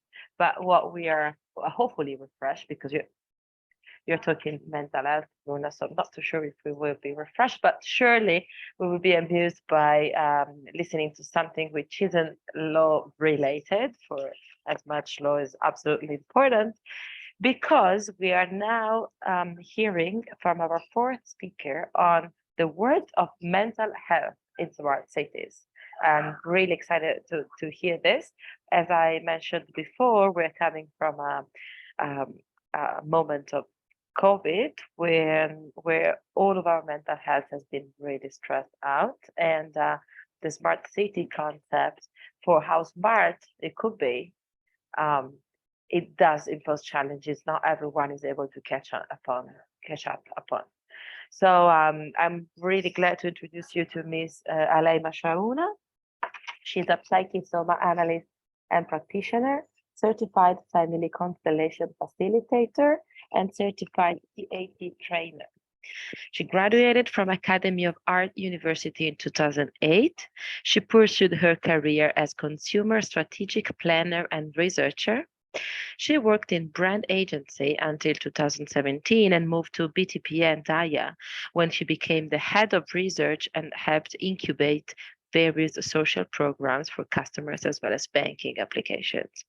While in parallel, she also pursued her interest in healing, trauma-informed learning, and psychoanalysis. In 2019, she decided to focus on helping others and became a full-time therapist. Since then, Alaima has actively voiced her concern in trauma healing, transgenerational issues, as well as education of mental health to various parties. So, without further ado, Auna, the floor is yours. Hi, everyone. In here, it's 2046. Can you all hear me well? We can, Yes. yeah. Thanks Yes. for taking the time to be with us, although Yes. it's really late for you. Thank you. No, it's my pleasure. So I would say good evening, but I don't know the timing for the other countries. So thank you for taking your time. This topic is unrelated to law, but I think it will be related when we see there's actually a connection in there, which is actually the human rights itself. So let me share the screen first. Okay. So why the topic is important while we're talking about smart cities? Can you all see my screen? Yes? Oh, yeah, we Yeah. can. Yes. It's important because in a society, mental health of those societies is very much important, because mental health determines our physical health. And also it determines the society's productivity and how they relate to one another. So in a summary, in a society, mental health is important because it also will impact the sustainability of the society itself. And so if we ask from the law point of view, why we should talk about mental health in this webinar or in this discussion is because mental health is even one of the Sustainable Development Goals in number 3.4. And in SDG 3.4, by 2030, we want to reduce by 1/3 premature mortality from non-communicable disease through prevention and treatment, and of course, promoting mental health and well-being. And the other supporting point is SDG target 3.5 about addiction. And when we learn deeper about addictions, we will see that it's highly relatable or correlated with mental health, because then when we see deeper related to addiction is actually a coping mechanism of the problem of our mental issues. So it's actually relatable to one another. And also it's part of the Universal Declaration of Human Rights, Article 25.1. and International Covenant on Economic, Social, and Cultural Rights. And this is written in international law, but it's also supported by the Indonesian government. So as in general, it is supported by Indonesian constitution, but if we look deeper, we have a written law, Indonesian law number 39 in year 1999 related to human rights. And when we want to talk more about specifically about health, it is written in Indonesian law number 36 year 2009. And if we even want to talk even deeper about the mental health, there's even a written law in Indonesian law number 18 in 2014, where in this written law, Indonesian government talk or discuss about the prevention, information, education, and even rehabilitations of mental health for Indonesian people. So it is basically something that is supported by the international law and also Indonesian government. But before we talk further about the mental health itself in smart city, I think we should talk about first what mentally healthy means, because then we talk about mental health and mental health, but what's the definition of mentally healthy? And so mentally healthy, based on World Health Organization, it's actually a state of mental well-being that enables people to cope with the stresses of life, realize their abilities, learn well and work well, and contribute to their community. And if we see the key word in here, it is to cope, realize, and contribute. So it means that we have the ability to connect to ourselves, to our inner self. And those ability to connect to ourselves help us to connect to others. So there are three aspects that can shape our mental health. So the first one is the emotional parts. And what is emotions to you? Does anybody knows what emotion means? In Indonesia, when people say, "Oh, I'm so emotional," and it means that they're angry, but "Oh, I feel so emotional," and then it means that they feel sad. But does anybody know what emotion actually is? Like the definition of emotion? So the definition of emotion is actually energy emotion. So it's basically energy inside of the body that's always in motion. So the key in here is how we make the energy inside our body moves.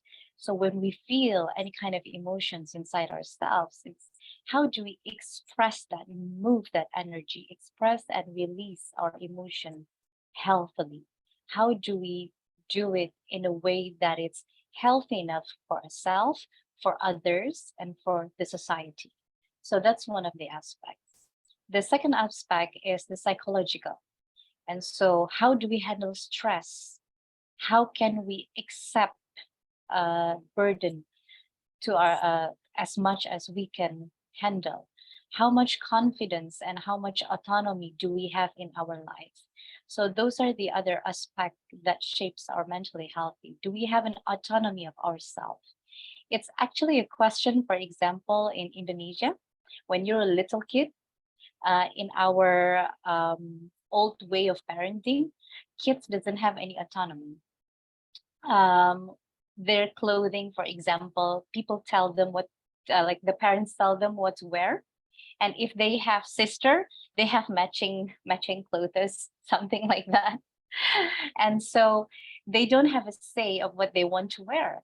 And even in our, maybe I'll still remember in our education system, the older way of education system, we don't have an autonomy. What we want to do, what we want to learn, we just have to accept it. So actually autonomy builds our confidence, builds our self-responsibility, which is self-responsibility later on. And it's actually shaped also our mental health in from psychological aspect. And the third one is the social well-being, and whether we feel belong to others. Do we feel that we accepted by our surroundings? And do we have also empathy towards our surroundings?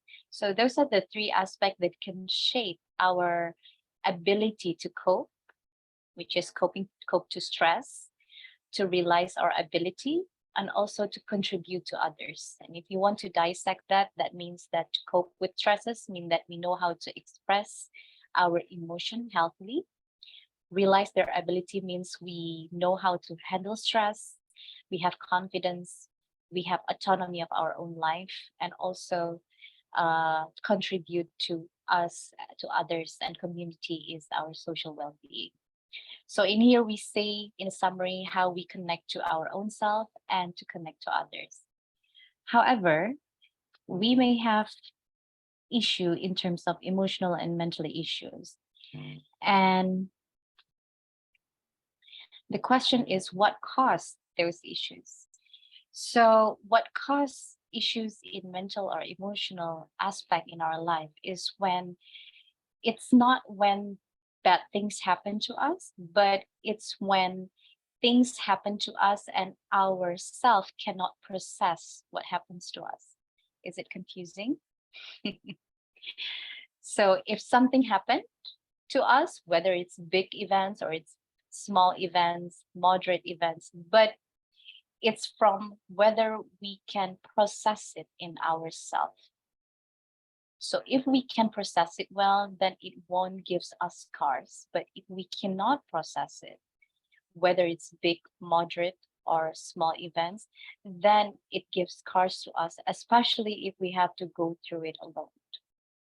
So when we cannot digest and process things that happens to us, and we cannot process it wholly, it will impact us, impact our ability in how to resolve it inside ourselves. And so we cannot, since we cannot resolve it inside ourselves, we cannot process it, then there's some unresolved feelings and issues inside of us that gives uncomfortable either emotions, body sensations, or even thoughts. And those uncomfortable sensations, emotions, or thoughts, that makes us want to separate or disconnect with ourselves because it's uncomfortable. So the first thing that we do is we want to separate ourselves from that, right? So any questions in here? So I want to make sure that everyone understands first. Yeah, I think no questions in the chat. You can go on. Okay. So when we feel those uncomfortable emotions, body sensations, thoughts, or images, we want to separate ourselves and disconnect to ourselves. And so how do we disconnect to ourselves? We don't want to feel whatever inside. We don't want to know whatever inside of us. And we want to focus us even more on the external because it separates us even more. So we built a coping mechanism that makes us focus more on the external side. So for example, we would like to have more distractions, so we will do overwork. We want to deny our feeling. So that's, no, I'm not mad. But as a result, we will see things unobjectively. Or we would like to repress some emotions, but at the end, the emotions blow up unexpectedly. So the question is how it actually relates to smart city, right? So those are maybe the question that you guys have. So it becomes a warning when someone focus more on the external and try to build coping mechanism, try to build a defense and focus more on the external. And when the system is actually helping us to do so. For example, right now we have a very good technology. We work very easily because there's a lot of technology systems, and because of that, we actually have more time. But for some people, those extra time is being used to do more work rather than to get more connected with themselves. And for example, when things becomes, for example, they don't know how to express their emotions, they would have another distraction. For example, they will scroll something, like scrolling social media. They will see other things that will distract themselves from their own feelings, distract their own emotion, and distract from their own thoughts that they feel uncomfortable with it. So we feel that we got busier because the world got busier, and yet we have to quite be careful, because in a way it's actually gives more distance to our own self, to our own inner parts of ourselves. So the question is then how to prevent it, how to not become more and more disconnected with our own self, and doesn't really connect it with how we feel, our emotions, and our needs as a social beings. So we need to understand that as humans, whether we are in a very historic era or even we're in a very modern era, we still need these three things as human. The first one is we need emotional fulfillment. Whether we're in modern era or whether we're in a very historical era, we're human. We need connection, we need love, we need warmth, we need secure. As a summary, we still need to feel accepted, and we are emotional human beings that need to feel one and another's emotions. So even though we are in modern era and we're very busy, we still need an emotional fulfillment from each of other human beings. The second one, we still need psychological fulfillments. We still need being seen and valued and accepted as who we are. But we still need to have autonomy and power and being trusted. And the third one, even though we might have, virtual reality, and like now we can meet each other without even really meeting in one place. We have the Zoom, we have all the technology. We still need physical fulfillment, and we still need the needs of feeling safe with others, the physical touch, the physical connection, the physical intimacy, even sexuality, physical fulfillment. Because after all, even though we really live in modern era, we're still a human being, lives in a body, who needs a physical touch, and we need those warmth. Even there's a term called skin hunger. Sometimes you're not hungry in terms of your stomach of food, but you have a hunger in terms of physical touch. So how to prevent emotional and mental challenge in smart city is basically we can fulfill those three needs by keeping in mind that even though we live in a very busy era, everything is connected and everything is so easy, and technology basically might provide us with instant solution. Those are the three needs that we still need as human beings. So those are what makes us still human, even though there are a lot of solutions that it's not human based. So the questions is, what happens if we don't fulfill these three needs, which is our basic needs, a basic need since birth until our developmental process and up until now. So what happens if those needs are not fulfilled? So it can actually impact our next generation. How do we impact our next generation? First of all, in the study that's called Adverse Childhood Experience, it is that there's a triangle of one person or seven, or it's just, I'm sorry, it's about an illustration of someone who experienced one or more traumatic experience that can cause a very long-term impact into someone's life. And we called it adverse childhood experience. So when we lost in touch with ourselves, when we are more focusing on the external, more busy with the outside life, and disconnect with ourselves even more. And we have no knowledge of how to fulfill those three needs. Then there's some like emptiness built inside of us. And of course, if it's in society, then it becomes a social condition. And when our needs are not fulfilled, then in the next generation, when we have another generation, like we have children's, there's a potential that we can give them an adverse childhood experience for them. So because we have very minimum, for example, physical touch, we may do physical neglect to our child because we don't even know how to be physically intimate, physically loved, for example. If we're not being fulfilled emotionally, for example, feel love, feel the security, feel the connection, then we don't have it inside ourselves, we might find challenging on how to give to our child.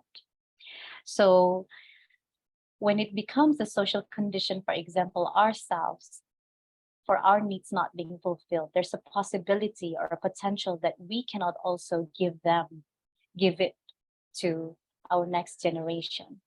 And the more adverse childhood experience someone has, the more possibility that they have a disrupted neurodevelopment, and the more the risk, the higher the risk, they will have a social, emotional, and cognitive impairment. And for the long term, it will have higher risk of adoption of health risk behavior. And because of this health risky behavior, then there's a possibility of they have disease or disability or social problem. So this is when you see this as one person, one child. But can you imagine when this actually happens to thousands or millions of child?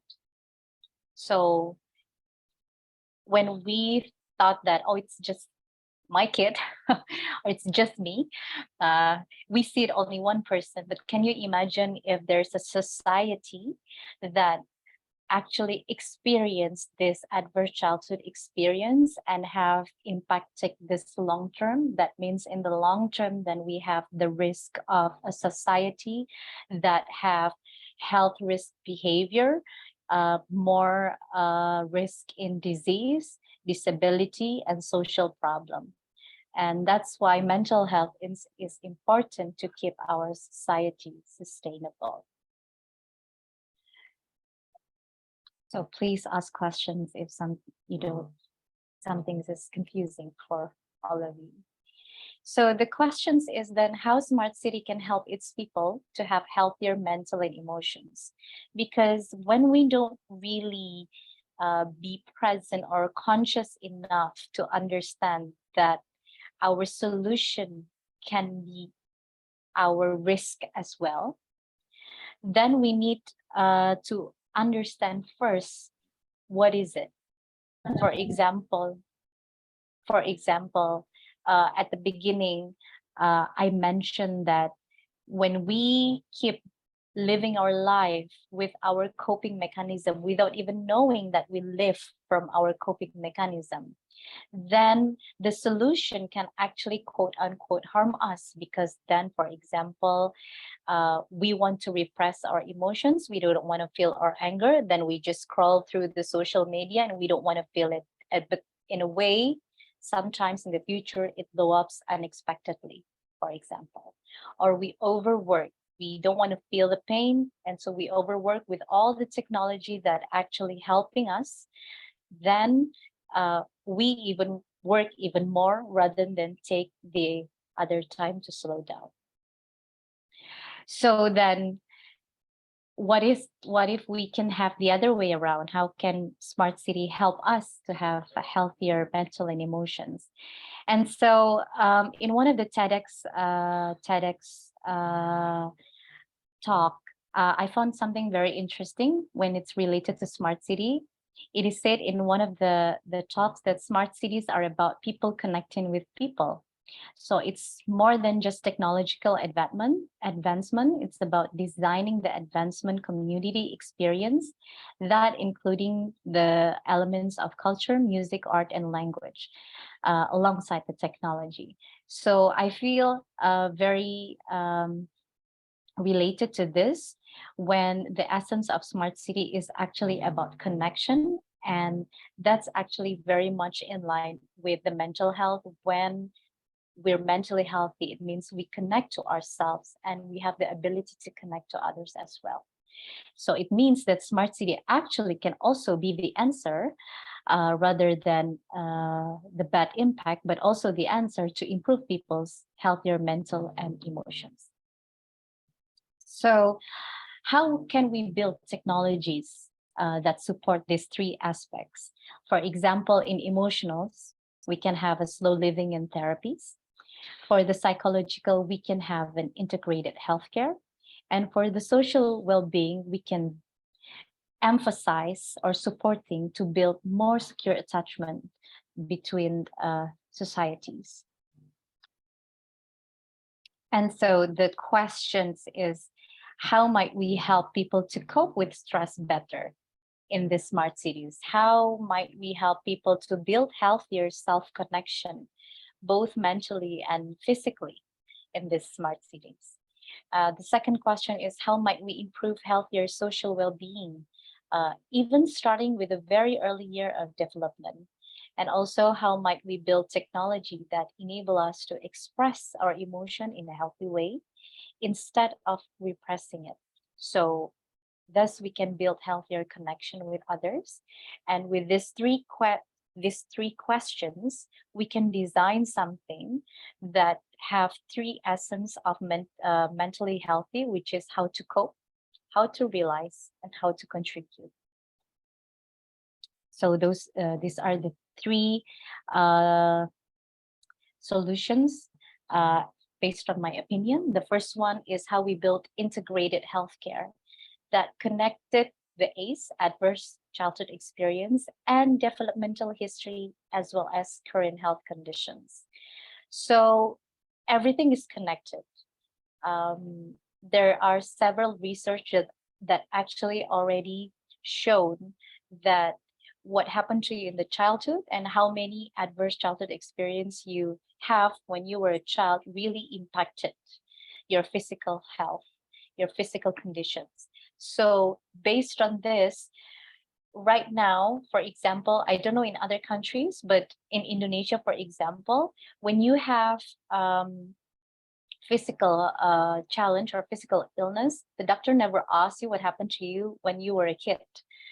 The doctor only see you as you are and as your organ. Like, for example, your problem is kidney, so they're focusing on the kidney without asking any other aspect.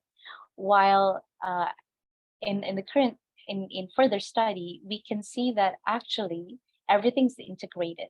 What happened to you in the historical, mental, and emotional, it actually related to your physical health right now.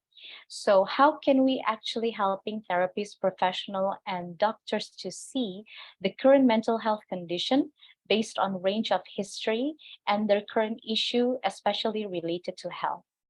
For example, if only there's someone who has, for example, kidney problem, have also a data about what happened to him when he's in childhood, then we might find an integrated way of helping him in healthcare, both in physical and also in psychological.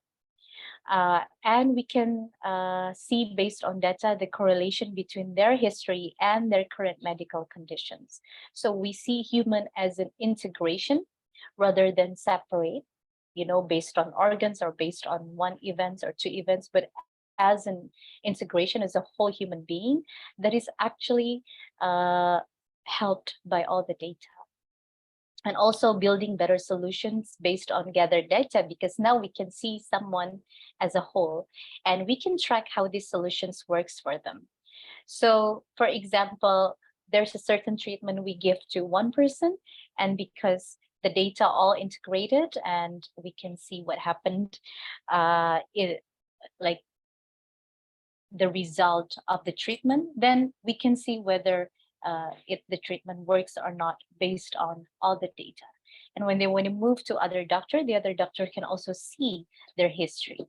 Currently in Indonesia, it's not like that. So if you go to one hospital, you have a treatment. When it doesn't work, you go to other hospital and you don't have those data. So you have to start from scratch, or the patient has to tell you from scratch.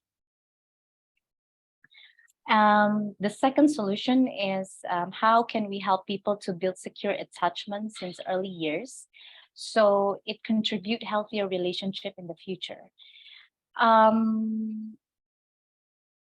The mother and the baby, they're actually in a symbiotic period, around a normal symbiotic period until around 5 to 6 months.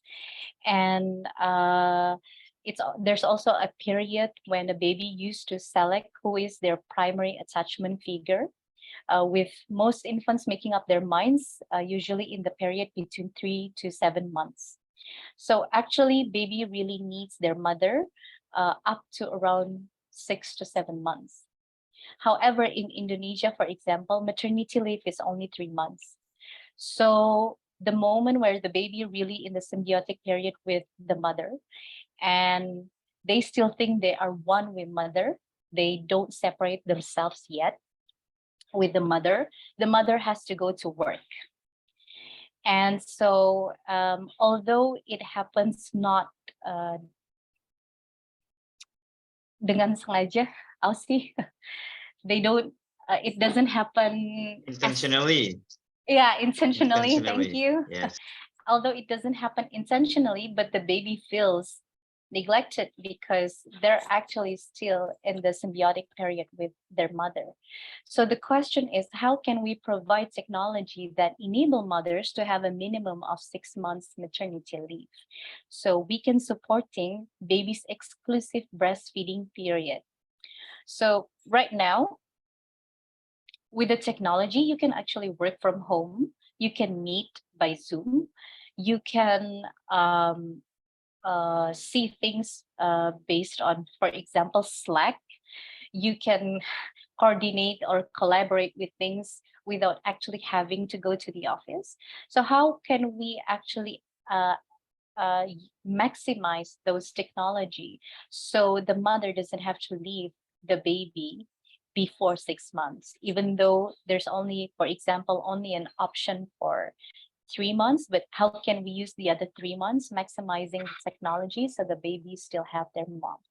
This is important because your early attachment with your primary caregiver will also determine how you attach or have relationship with other people, especially your partners and also your future children, and also even your co-workers. So if you're at when you're a kid, you have insecure attachment with your mother, there could be possibility that that's your how you see relationship, and that's how you relate with others, including your boyfriend or girlfriend, your coworker, your spouse, even your own children in the future. And in terms of law, there's law number 18, year 2014, from Indonesian government that say we need to have promotive effort in family environment, as it is referred to Article 1A, implemented in parenting and communication style within the family that support healthy growth and development of one's mental health. However, it is not defined clearly what does it mean with support healthy growth. So I think as a practitioner here, we even need even more detail. What does it mean with supporting healthy growth? And so it will, right now it's conflicted with another law, another Indonesian law number 13, which said that female worker is entitled to have maternity leave for 1.5 months before birth and 1.5 months after birth. And sometimes some moms doesn't want to take before birth, they take after birth, total in 3 months. Because as far as I know, there's no female surrounding that I know who would want to leave their newborn baby only after 1.5 months. So this, we need to revisit this either. And of course, it will impact it to the baby's attachment style. And the third one, Alaina, I'm really sorry to interrupt. I need to wrap it up quickly because time is running out. Sorry for that. Yes. Thank you. thank you. So 1 minute. So the third one is how we have slow living and accessible therapies or healing to help them cope and realize their ability. So if technology make our work become easier, then how do we use the space for ourselves rather than fulfill it with other agenda? How we educate people how therapy actually helps them to reconnect back to themselves and resolving unfinished issues in the past. Okay. And this is the Indonesian law that actually promoted, so I will not go detail in here. And the challenge to fulfill the right to mental health, the first one is how we make perception that mental health is as important as physical health, because right now it's perceived not as same as physical health, because something that is not seen has more difficulty to be understood.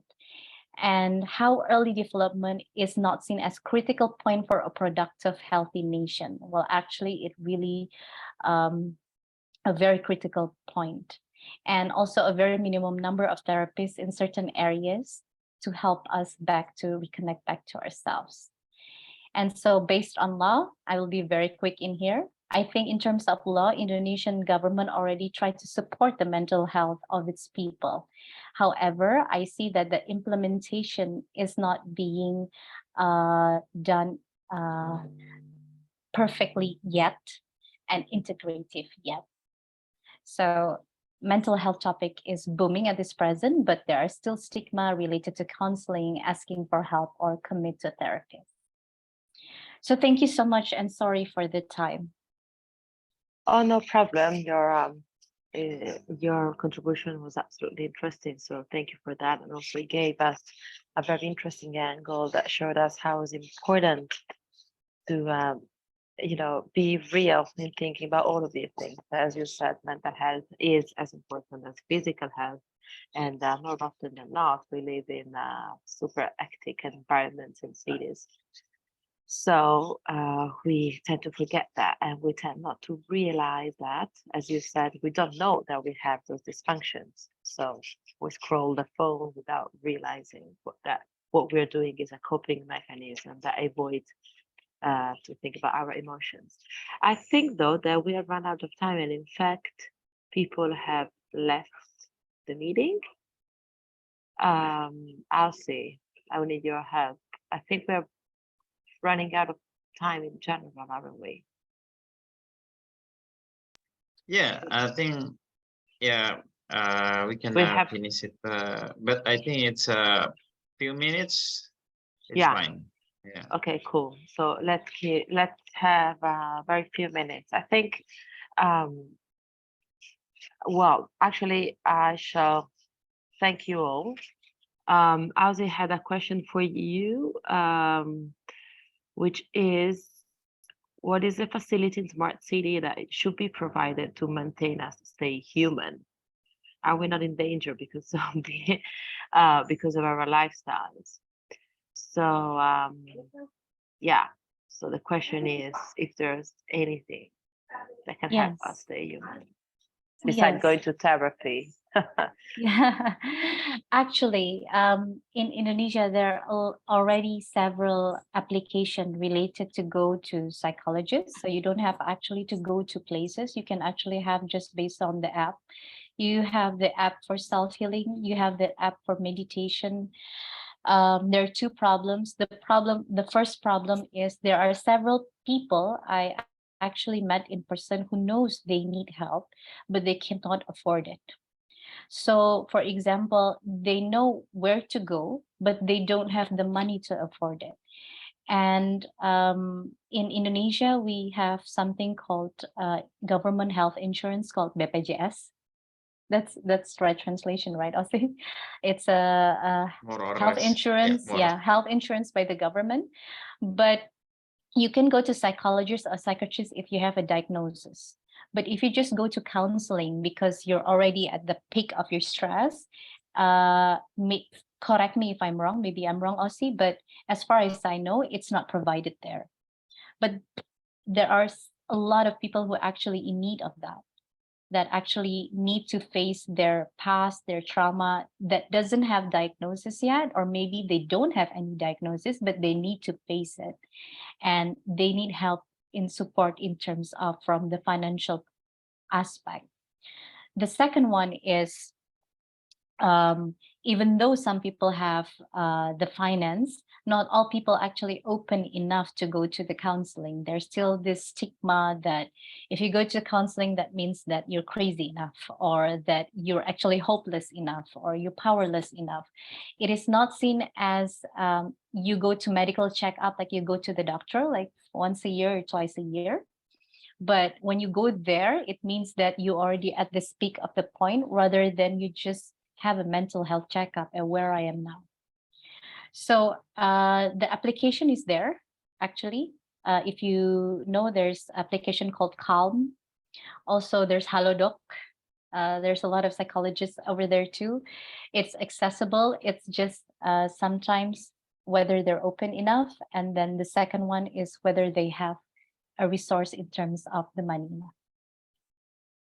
Am I answering your question? Okay. Thanks, Alaina. And the second question, yes. Yes. I think law regulation should encourage more women with longer maternity leave. Because I think from my personal perspective, I think the baby needs it. And if it's hard at this moment because of the economy or the business are screaming because they're missing a person for too long, then we can have a halfway, for example, 3 months maternity leave and 3 months working from home. So at least the mother still, the baby still have the mother, even though they still can work something for the office. Yeah, thank you. Well, that's for visas in Italy, it's 4 months overall, and in other countries there are some other measures to be considered, such as parental leave as a whole. So, beside gender, to include parents, to include that. But Yeah. anyway, we could speak for ages, I think, that for hours and hours about these topics, because they are, in fact, the zeitgeist, aren't they? They are the topics of our time, and therefore we could speak for hours. But I'm afraid we don't have time. So once again, I thank you all absolutely for your thoughtful presentations, and I would ask Glinka, if you may, to close this up. And for me, it's a big thank for Housie, to Housie, for inviting me, and to the CCLS for hosting us, and to you all for being here. Thank you. So the time has come. That was really insightful. I learned a lot. I'm going to do a lot of research as well. I think it's really great and useful, especially nowadays. So thank you again, everyone, for your participation, for your valuable time, for your contribution from the speakers, the moderators, and of course the audience for taking part in this event. And I hope from this event we can learn valuable things in our so that our life in the city is healthy physically and mentally. So if anyone wants to know any more upcoming seminars by CCLS, feel free to join their social media pages. And yes, on behalf of Center for Commercial Law Studies, Queen Mary, University of London, Indonesia, Spain, UK chapters, we thank you all so much. Have a lovely evening. Stay healthy, stay healthy, stay happy, and yeah, have a lovely evening, day, night. So thank you, everyone. Thank you very much, Thank you. Priscilla. I have Guillaume, I think Guillaume, and other participants that's still left. Xiaxiang as well. Xiaxiang, you should say something, Xiaxiang. Okay, Xiaxiang is- Try. yeah. Goodbye, everyone. Thank you very much for Okay. this. Bye. Okay, so by Glinka, you can end it, everyone. Like, I think Thank you. And you're the right, leader. and how do I do that? I think you say live, Just end. live. Yeah, and All for all. right. And Have a lovely evening. Because Take you're care, the leader. everyone. bye. Bye. Thank you very much, Bye. everyone. Thank you very much, Thank everyone. you.